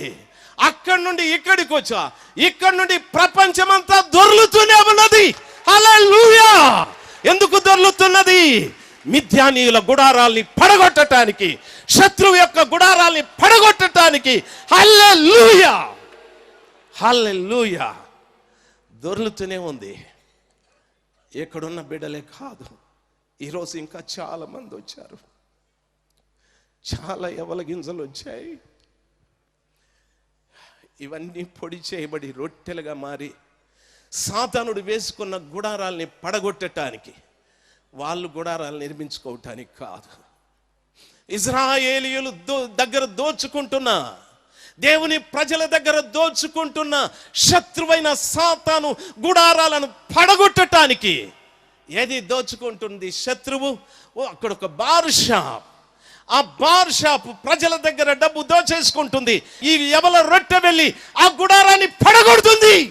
హల్లెలూయా, హల్లెలూయా! అక్కడ ఒక హాస్పిటల్. వింటున్న దైవ జనాంగమా, ప్రజల దగ్గర డబ్బు దోచేస్తూ ఉంది. ఎవల రొట్టె వెళ్ళి ఆ గుడారాన్ని పడగొడతా.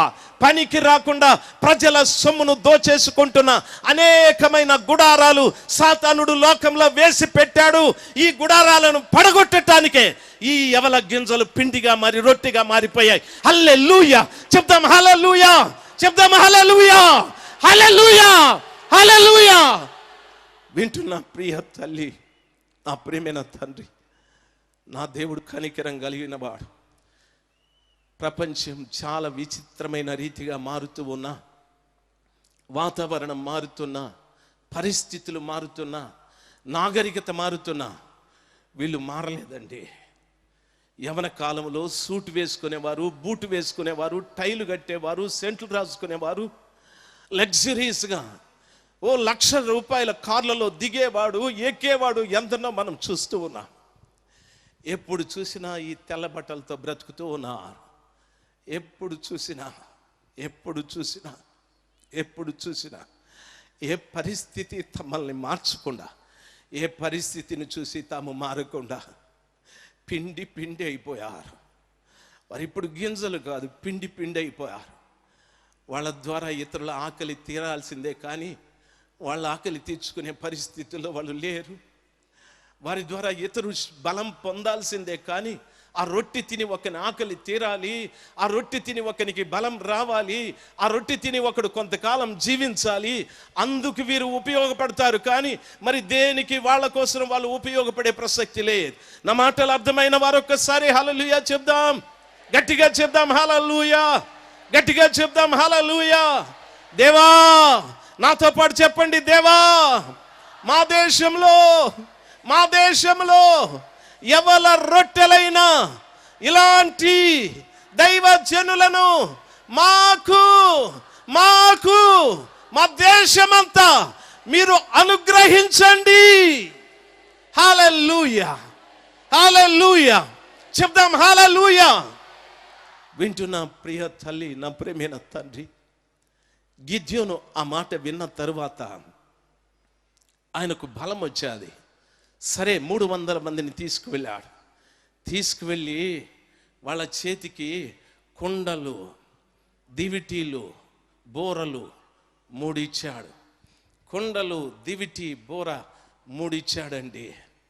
3 ఇచ్చి సుత్తినైనా 3 ఇచ్చాడు. ఈ 3 ఇచ్చి ఆ ముగ్గురిని కూడా రండి సార్, హల్లెలూయా హల్లెలూయా. గిద్యోను యుద్ధం చేసే సైనికులు వస్తున్నారు, హల్లెలూయా, బోరలు పట్టుకున్నా, రండి సార్, ప్రైజ్ ద లార్డ్. అది పనిచేస్తుంది నాయన. Okay okay okay, no problem, hallelujah. డ్యూటీలు ఉన్నాయా లేవా?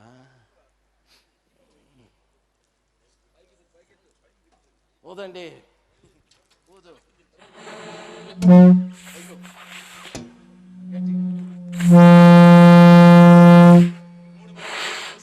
3 మైకులు పెట్టండి సార్, 3 మైకులు. ఇట్లా ఊదొద్దు నాయన, ఇట్లా ఊదు నాయన. హల్లెలూయా. దివిటీ లేవా నాయన? హల్లెలూయా, స్తోత్రం. ఓసారి షాంపులు ఊదండి సార్ పైకెత్తి. హల్లెలూయా. నాయనా, ఈ తమ్ముడికి ఊపిరే లేదు నాయనా, ఈ తమ్ముడికి ఊపిరే లేదు, ఊరికే మూతి ఊరుతా ఉంది, గాలి రావడం లే.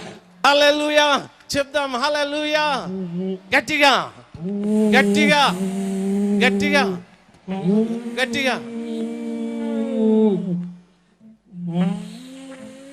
నైనా నీకు గాలి లేదు, పోరా గాలి ఉండేవాడు రారా నాయన. మన ఆంధ్రాలో చాలా మంది గాలి ఊదే సేవకులు ఉన్నారు. వాళ్ళు ఊది ఊపిరితిత్తులు సన్నగా అయిపోతాండి.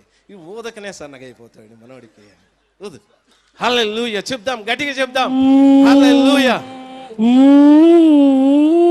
అది పెట్టు ఆపద్దు తమ్ముడు.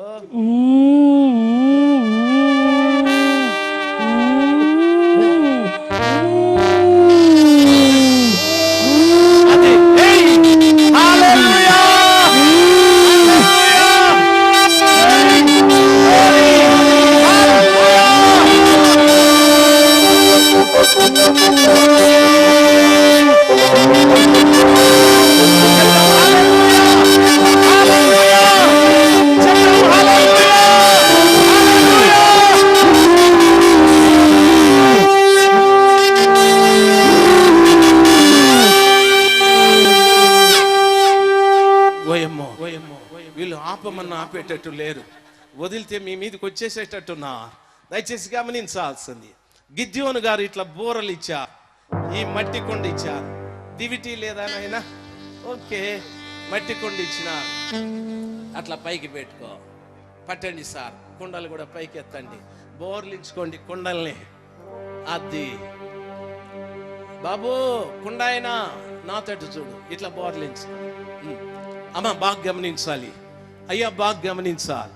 గిద్యోను 300 మందిని తీసుకెళ్ళి వాళ్ళ చేతికి కుండలు ఇచ్చినాడు, బోరలు ఇచ్చినాడు, దివిటీలను కూడా ఇచ్చినాడు. గిద్యోను చెప్పాడు, మనం 3 భాగాలుగా విడిపోదాం అని చెప్పన్నాడు. రండి, ముగ్గురు పక్కన నిలబడండి సార్, మీరిద్దరూ పక్కన నిలబడండి సార్. అట్లా దయచేసి వినాలి. 3 భాగాలుగా నిలబెట్టి గిద్యోను వాళ్ళతో చెప్తున్నాడు, ఒరేయ్, మీ చేతుల్లో బోర్లు ఉన్నాయి, మీ చేతుల్లో దివిటీలు ఉన్నాయి, మీ చేతుల్లో మట్టి కుండలు ఉన్నాయి. తొందరపడి మీ ఇష్టానుసారంగా మీరు చేయొద్దండి. నేనేం చేస్తానో అదే మీరు చెయ్యాలి. బైబిల్లో అట్లే రాయబడి ఉంది. నేనేం చేస్తానో అదే చెయ్యాలి. చాలా మందికి దేవుడు బోరిచ్చాడు సువార్త ప్రకటించడానికి. చాలా మందికి దేవుడు దివిటి ఇచ్చాడు, తన ఆత్మని ఇచ్చాడు. అయితే ఆయన చెప్పింది చేయడంలే, వాళ్ళు ఇష్టంగా చేసుకుంటా ఉన్నారు. ఆయన చెప్పింది చేయడంలే. నన్ను బాగా గమనించాల్సింది, ప్రభు చెప్పింది, గిద్యోను చెప్పింది, నేను చెప్పిందే మీరు చెయ్యాలి. నా మాటలు అర్థమైన వారు ఒకసారి హల్లెలూయా చెప్దాం. చాలా మంది సేవకులు ఉన్నారండి. ఒకడు కోటి ఇసిరేవాడు ఉన్నాడు, ఒకడు చేతి రుమాలు అమ్ముకునేవాడు ఉన్నాడు, ఒకడు గడ్డి అమ్ముకునేవాడు కూడా ఉన్నాడండి. ఈ మధ్యన కొత్తగా చాలా పొలం కొన్నాడు. గడ్డి విపరీతంగా పెరిగిపోయింది. కూలీలు ఎంతమంది పెట్టినా గడ్డి కోయలేకపోతున్నా. మనోడికి దెయ్యం ఒక ఆలోచన ఇచ్చింది, యూ ఫుల్, గడ్డిని ఏం చేస్తావు, కోసి పడేస్తావా? రేపు పొద్దునేవో ప్రకటన చెయ్యి, నా పొలంలో గడ్డి మీ గేదెలు తింటే, మీ ఆవులు తింటే అవి ఈనును, పాలు ఎక్కువ ఇచ్చును అని ఒక మాట చెప్పు చాలు అని అన్నాడు. ఈరోజు ఆయన చర్చికి కుప్పలు వస్తున్నారు గడ్డి కొనటానికి. ఒక కట్ట గడ్డి 5 రూపాయలు, జస్ట్ 5 రూపీస్. దయచేసి గమనించాలి, కుప్పలు వస్తున్నారు. యేసు చెప్పింది చేయడంలే, వానికి ఇష్టం వచ్చింది చేస్తున్నారు. గిద్యోను అంటున్నాడు, నేనేం చెప్తానో అదే చెయ్యాలి. హల్లెలూయా చెప్తాం, హల్లెలూయా. ప్రతి దైవ సేవకుడు ప్రభు ఏం చెప్పాడు అది చెయ్యాలి. 3 గ్రూపులుగా విభాగించాడు. ఎందుకు 3 గ్రూపులు? ఇప్పుడు గిద్యోనుకు అర్థం కాలేదు. ఈ గ్రూపు తండ్రి అయిన దేవునిది, ఈ గ్రూపు కుమారుడైన క్రీస్తుది, ఈ గ్రూపు పరిశుద్ధాత్మ దేవునిది. శత్రువులు ఇసుక రేణువుల వలె ఉన్నారు. వీళ్ళందరూ కలిసి ఈ తండ్రి అయిన దేవునితో, కుమారుడైన క్రీస్తుతో, పరిశుద్ధాత్మ దేవునితో ఎవడు యుద్ధము చేయగలడు? గొల్యాత ఒక రాయి దెబ్బతో పడిపోయాడు. దైవ జనాంగమా ఎవడు యుద్ధము చేయగలడు? ఫిలిస్తీయుల ఒక దెబ్బతో పడిపోతారు, అమాలేకీయుల ఒక దెబ్బతో పడిపోతారు. సిరియనుల దగ్గరికి వెళ్ళి అడుగుదాం, మీరు రండ్రా ఇశ్రాయేలీల మీదకి. ఐ యామ్ సారీ, వాళ్ళ ప్రక్కన అగ్ని రథములు, అగ్ని గుర్రములు, అగ్ని పర్వతములు కలిగిన వారి దేవుడైన యెహోవా ఉన్నాడు. హల్లెలూయా హల్లెలూయా. మేము రాము. రారా మీరు రండి ఫిలిస్తీయులు. ఒరే బాబు, ఒడిసెల రాయితో మా వాడిని కొట్టేశాడయ్యా. అటువంటి వాళ్ళు ఉన్నారు అక్కడ. మేము రాము. చెప్పండి హల్లెలూయా హల్లెలూయా. ఎవరిని వెళ్ళి అడిగినా మేము రామని మాట్లాడుతున్నారు. 3 గ్రూపులు తండ్రి అయిన దేవునికి, కుమారుడైన యేసయ్యకి, పరిశుద్ధాత్మకి. యెహోవా ఇశ్రాయేలీల పక్షముగా నిలబడి శత్రు రాజులతో, శత్రు దేశాలతో యుద్ధం చేశాడు. యేసు ప్రభులవారు సర్వలోకాన్ని నాశనము చేస్తున్న సాతానుడితో కల్వరి కొండ మీద యుద్ధము చేసి వాని తలను చితకదొక్కాడు. హల్లెలూయా. పరిశుద్ధాత్మ దేవుడు దురాత్మల సమూహాలతో, అంధకార చీకటి శక్తులతో యుద్ధం చేస్తూ ఉన్నాడు. హల్లెలూయా.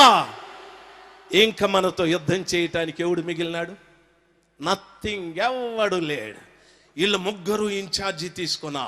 గిద్యోను పక్షంగా యెహోవా, గిద్యోను పక్షంగా యేసయ్య, గిద్యోను పక్షంగా పరిశుద్ధాత్మ. దైవ జనులారా, మీ పక్షంగా నిలబడి ఎవరు యుద్ధం చేస్తున్నారో ఆలోచన చేయండి. ఎన్నో పర్యాయాలు మీ సంఘ సేవలో ఫెయిల్, ఎన్నో పర్యాయాలు మీ కూటాలు ఫెయిల్, ఎన్నో పర్యాయాలు మీ హీలింగ్ ఫెయిల్, ఎన్నో పర్యాయాలు మీ సంఘ పరిచర్య ఫెయిల్, ఎన్నో పర్యాయాలు ఫెయిల్ ఫెయిల్ ఫెయిల్ ఫెయిల్. ఏం కారణం తెలుసా? ఈ 3 గ్రూపులు లేవు. కొంతమంది అంట, యెహోవా ఏ దేవుడు, యేసు లేడు, పరిశుద్ధాత్మ లేడు. ఎక్కడికి పోయినారు? ఎక్కడికి పోయినారు? గిద్యోను అడుగు చెప్తాడు, ఫుల్, నేను ఉన్నప్పటి నుండి ఉన్నారు వాళ్ళు అంటారు. ఎక్కడికి వెళ్ళినారు? చాలా మంది అంటారు యేసే దేవుడు, యెహోవా లేడు, పరిశుద్ధాత్మ లేడు. వాళ్ళిద్దరు ఎక్కడికి పోయినారు? వాడు అంటాడు, పరిశుద్ధాత్మ అపోస్తల కాలంలో వచ్చి మళ్ళీ వెళ్ళిపోయినాడని. వీని చుట్టం చెప్పేసిపోయినాడు, నేను మళ్ళా వస్తారానని. ఉండాలని పక్కకు తీసేద్దాం. ఇప్పుడు ఎవరున్నారు? ఒక్కరే. ఎవరైనా నేనే యెహోవాని, నేనే దేవుడను, నేను తప్ప వేరొక దేవుడు మీకు ఉండకూడదు. ఏ రూపమును మీరు చేసుకొనకూడదు. పైన ఆకాశమందు కానీ, భూమి మీద కానీ, భూమి క్రింద కానీ దేనిని మీరు పూజించకూడదు, సాగిల పడకూడదు. నేనే యెహోవా. నా తరువాత ఆకాశమందు కానీ, నా తరువాత భూమి మీద కానీ 2 సున్నానే. నేనే దేవుడను. హల్లెలూయా. నా మాట అర్థమైన వారు హల్లెలూయా చెప్దాం. హల్లెలూయా, హల్లెలూయా, హల్లెలూయా. నా యేసు ప్రభుల వారి దగ్గరికి వస్తే అంటాడు, ఆయన ఏమంటాడు తెలుసా? నేనే మార్గం, నేనే సత్యం, నేనే జీవం. నేనే మార్గం, నేనే సత్యం, నేనే జీవం. హల్లెలూయా, హల్లెలూయా, హల్లెలూయా చెప్దాం. హల్లెలూయా. ఇది మార్గం. ఈ మార్గంలో సత్యం ఉంది. ఈ సత్యాన్ని అవలంబిస్తే జీవం ఉంది. ఇది మార్గం, శరీరముగా వచ్చాడు. ఇది సత్యం, వాక్యము. ఇది జీవం, నిన్ను పరలోకానికి తీసుకెళ్లే ఆత్మ. ముగ్గురు ఒక్కటై యేసుగా వచ్చారు లోకంలోనికి. నా మాటలు అర్థమైన వారు హల్లెలూయా చెప్దాం. హల్లెలూయా, హల్లెలూయా, హల్లెలూయా. వింటున్న దైవ జనాంగమా, ఇది పరిశుద్ధాత్మ. దేవుని వాక్యం సెలవిస్తా, నేను ఆదరణకర్తని పంపుతాను. ఆయన సత్య స్వరూపియగు ఆత్మ మిమ్మను సర్వసత్యంలోకి నడిపిస్తాడు. ఆత్మ. అపోస్తలుడైన పౌలు చెప్పాడు, మీ దేహము మీ సొత్తు కాదు, విలువ పెట్టి కొనబడినది. మీ దేహము దేవుని ఆత్మకు ఆలయం. ప్రభువు వాక్యంలో చెప్పబడింది, పరిశుద్ధాత్మ మీ మీదికి వచ్చినప్పుడు మీరు శక్తి పొందుకుంటారు. యూదయ, యెరూషలేం, సమరయ, భూదిగంతముల వరకు సాక్షులై ఉంటారు. ఆత్మ ఒకని మీదికి వస్తుంది. ఆత్మ ఒకని లోపల ఉంటుంది. ఆత్మ ఒకనితో ఉండి పరలోకానికి నడిపిస్తుంది. ఒకే ఆత్మ 3 కార్యాలు చేస్తుంది. ఒకని పైన శక్తిగా, ఒకని లోపలికి వెళ్ళి వాని దేవాలయముగా పరిశుద్ధంగా, ఒకనితో ఉండి పరలోకానికి నడిపిస్తుంది. దైవ జనాంగమా, 3 గ్రూపులు చేశాడు గిద్యోను. ఒక్కొక్క గ్రూపు తండ్రి అయిన దేవునికి, కుమారుడైన క్రీస్తుకి, పరిశుద్ధాత్మ దేవుడికి సూచన. గిద్యోను చెప్తున్నాడు, 3 గ్రూపుల్లో ఉన్న 100 మంది మీరేం చేయాలో తెలుసా? మార్గము, సత్యము, జీవము 3 ఉన్నా, ఆ 3 నేనే. అవి 3 ఉన్నా, ఆ 3 ఒక్కటే. మీరేం చేయాలో తెలుసా? నేనేం చేశానో అదే చేయాలి. వేరే నాన్ సెన్స్ మీరు క్రియేట్ చేయకూడదు.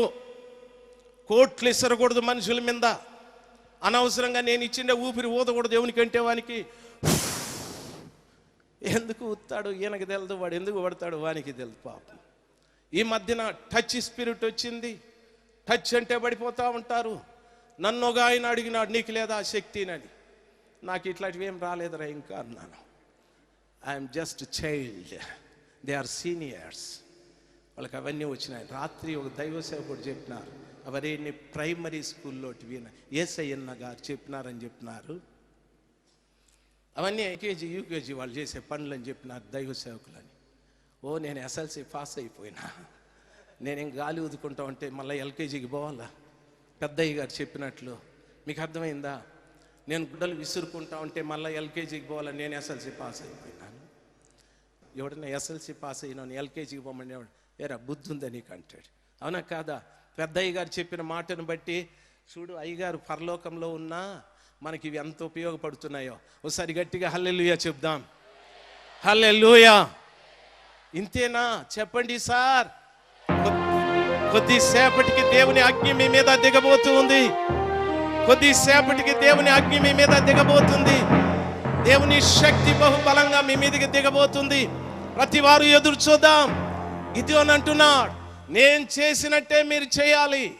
వేరే బిజినెస్ అక్కర్లేదు. ఏం చేయాలి? మీ దివిటీని కుండల్లో పెట్టుకోండి. పెట్టుకుంటాం సార్. బూరని పైకెత్తండి, బూరని పైకెత్తండి. నేను ఊదినప్పుడు ఊదాలి. నేను ఊదినప్పుడు ఊదుతూ మీ చేతిలో ఉన్న కుండని పగలగొట్టి దివిటీని పైకెత్తాలి. నేను ఊదినప్పుడు ఊదాలి. నేను కుండను పగలగొట్టినప్పుడు మీరు కుండలు పగలగొట్టాలి. కుండ పగిలిపోయిన తరువాత మండుతున్న దివిటీని పైకెత్తా. ఈ రీతిగా గిద్యోను చెప్పాడు. మిద్యానీయుల దండుపాలెం, అమాలేకీయులు తూర్పు వారు త్రాగి పడుకొని మత్తులుగా ఉన్నారు. ముగ్గురు 3 వైపులా చుట్టుకున్నారు. ఎందుకు 4 వైపులు చుట్టుకోకూడదు? 4 వైపులు చుట్టుకుంటే పారిపోయే చోట్లేదు. 4వ వైపు గ్యాప్ వదిలిపెట్టినారు. పరిగెత్తండి రానని 3 వైపులు చుట్టుకున్నారు. తండ్రి ఒకవైపు, కుమారుడు క్రీస్తు ఒకవైపు, పరిశుద్ధాత్మ ఒకవైపు. ఇప్పుడు ఊదండి బూరలు. Hallelujah, hallelujah, oh glory, glory, glory, glory, glory, glory. ఇట్లా చెప్పాడు. కుండలు ఇప్పుడు పగలగొట్టండి, కుండలు ఇప్పుడు పగలగొట్టండి.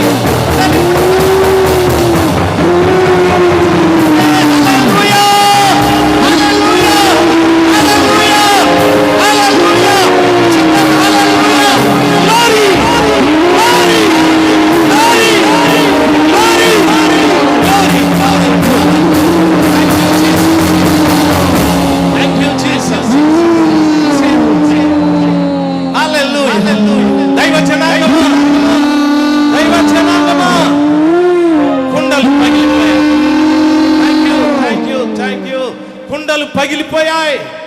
దివిటీలు పైకెత్తారు. బూరలు ఊతూనే ఉన్నారు. దివిటీలు పైకెత్తారు. ఒక చేతిలో దివిటి, ఒక చేతిలో బూర. కుండలు పగిలిపోయాయి. బాగా గమనించవలసిన విషయం, గిద్యోను సైన్యంలో కుండలు పగిలిపోయాయి. దైవ జనాంగమా, దాని అర్థం ఏమిటో తెలుసా? ఈ పగిలిపోయిన కుండ ఒక వ్యక్తి దేహమునకు సాదృశ్యం. దాని లోపట దేవుని ఆత్మ ఉంది. దాని లోపట దేవుని వాక్యం ఉంది. నోటి నుండి బూర ఊదాలి. లోపల ఆత్మ దేవుని వాక్యం సెలవిస్తాది. నరుని ఆత్మ యెహోవా పెట్టిన దీపము. యెహోవా పెట్టిన దీపము. ఎవడు శరీరాన్ని పగలగొట్టుకుంటాడో, ఎవడి దేహాన్ని పగలగొట్టుకుంటాడో వాడు దీపమును పైకెత్తగలడు, వాడు బూరను ఊదగలడు. చాలా మంది దేహాన్ని పగలగొట్టుకోవడం లేదు. దేహానికి, శరీరానికి కావలసిన సుఖాలు, సంతోషాలు, కోర్కెలు, ఇచ్చలు, భవనాలు, వస్తువులు, వాహనాలు, వినోదాలు, విందులు, ఈ శరీరానికి కావలసినవన్నీ కూడా సంపాదించుకుంటూ ఉన్నా. ఇక్కడ నిలబడ్డారే, వీరి శరీరమునకు కావలసిన సుఖభోగాలు ఏమీ లేవు. శరీరాన్ని పగలగొట్టుకొని, శరీరాన్ని పగలగొట్టుకొని, శరీరాన్ని పగలగొట్టుకొని ఓ బూరని దివిటీని పట్టుకొని నిలబడ్డా. నా మాటలు అర్థమైన వారు ఓసారి గట్టిగా హల్లెలూయా చెప్దాం. హల్లెలూయా, హల్లెలూయా చెప్దాం. హల్లెలూయా, హల్లెలూయా, హల్లెలూయా. శరీర క్రియల కొరకు తమ శరీరాన్ని పగలగొట్టుకున్నవారు, శరీర కోరికల కొరకు తమ శరీరాన్ని పగలగొట్టుకున్నవారు, శరీర ఇచ్చల కొరకు తమ శరీరాన్ని పగలగొట్టుకున్నవారు, తమ సుఖాల కొరకు శరీరాన్ని పగలగొట్టుకున్నవారు, తమ ఆనందం కొరకు శరీరాన్ని పగలగొట్టుకున్నవారు, తమ కళ్ళకు ఎంతో మంది ఎంతో వినోదంగా కనిపించిన అవన్నీ తుచ్చ ప్రాయముగా ఎంచుకొని ఈ శరీరాన్ని మట్టి కుండలాగా పగలగొట్టుకున్నవారు. ఒక చేతితో దివిటి, ఒక చేతితో బూరా పట్టుకొని ప్రజల ఎదుట, శత్రువుల ఎదుట నిలబడి దివిటి పట్టుకొని బూర ఊదుతూ ఉంటే శత్రువులు దాన్ని చూసి కలవరపడి పారిపోయారు.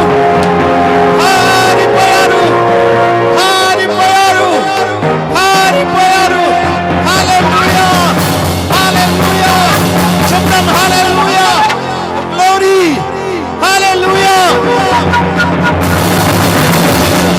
Thank you Jesus. హల్లెలూయా. ఈ శరీరాల్ని పగలగొట్టుకొని దివిటిని చేత పట్టుకొని బూర ఊదే ఈ కార్యక్రమం ఎప్పుడు ప్రారంభమయ్యాది? దరిదాపు 37 సంవత్సరాల క్రిందట ఒక వ్యక్తి కార్యాన్ని చేశాడు. లేమల్లె ప్రాంతంలో ప్రారంభమయ్యాది. ఇప్పుడు ప్రపంచమంతా కూడా ప్రారంభమైపోయాది. ప్రపంచమంతా ప్రారంభమైపోయాది. ఓ శరీరాన్ని పగలగొట్టుకొని బూరా దివిటి పట్టుకొని దేవుని పక్షాన నిలబడి శత్రువులను తరిమే కార్యక్రమం. ఎంత మంది తయారైపోయారు. నా మాట అర్థమైన వారు ఒకసారి గట్టిగా హల్లెలూయా చెప్దాం. గట్టిగా, ఇంకా గట్టిగా, ఇంకా గట్టిగా, ఇంకా గట్టిగా. దేవుడు కార్యం చేయని ఆ పరిశుద్ధాత్మ దేవుడు రాబోయే దినాలలో ఈ సంఖ్య ఇంకా విస్తరించని, ఈ గిద్యోను సైన్యం ఇంకా విస్తరించని. గిద్యోను ఒక్కడే, యేసన్న గారు ఒక్కడే ఆ గుంపుతో పాటు పని చేయటానికి తండ్రి, కుమార, పరిశుద్ధాత్మ దేవుడు ఈ శరీరాల్ని మొక్కలు చేసుకొని, శరీరాల్ని చంపుకొని, దేవుడిచ్చిన ఆత్మని, దేవుడిచ్చిన వాక్యాన్ని చేతపట్టుకొని ప్రజల ఎదుట నిలబడి ప్రజలను పీడిస్తూ, ప్రజల ఆస్తులను దోస్తూ, ప్రజల సుఖ సంతోషాలను పాడు చేస్తున్న శత్రువులను తరిమివేస్తూ ఉన్నారు.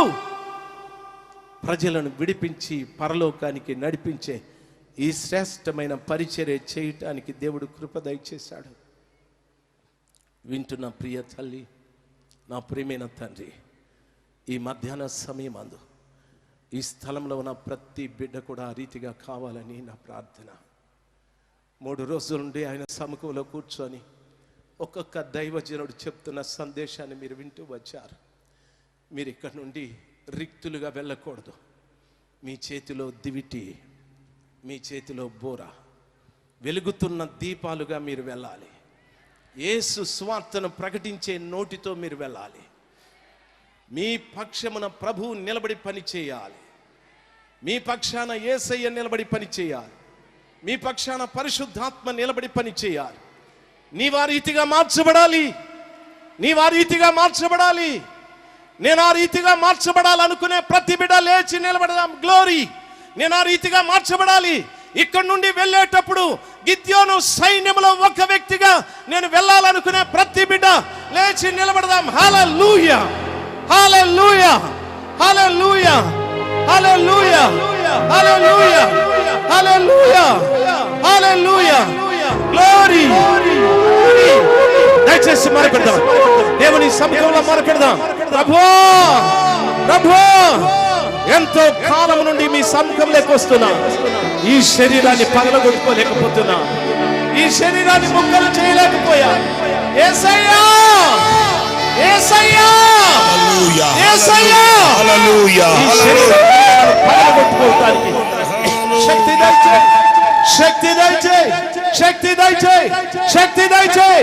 పిలువు తల్లి, పిలువు తల్లి. నీకెంత శక్తి ఉందో అంత గట్టిగా యేసయ్యని పిలువు. అబ్బా, యవనస్తులారా, యవన సహోదరి, యవనస్తుడా, లే, లే, లే. ప్రియ తల్లి, నా ప్రియమైన తండ్రి, గిద్యోను సైన్యంలాగా నీవు ఈ రోజు లేవాలి, లేవాలి. నీ గ్రామంలో ఎంతో మంది శత్రువులు మాట మరిగిన్నారు.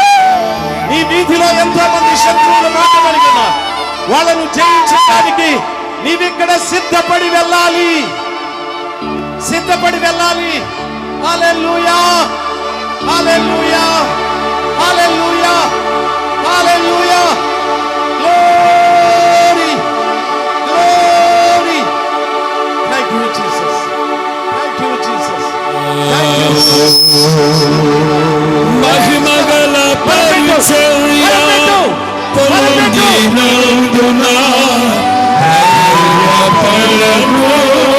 కృప పొందినందున, మహిమగల పరిచర్య పొందినందున ధైర్యపడను. కృప పొందినందున మహిమతో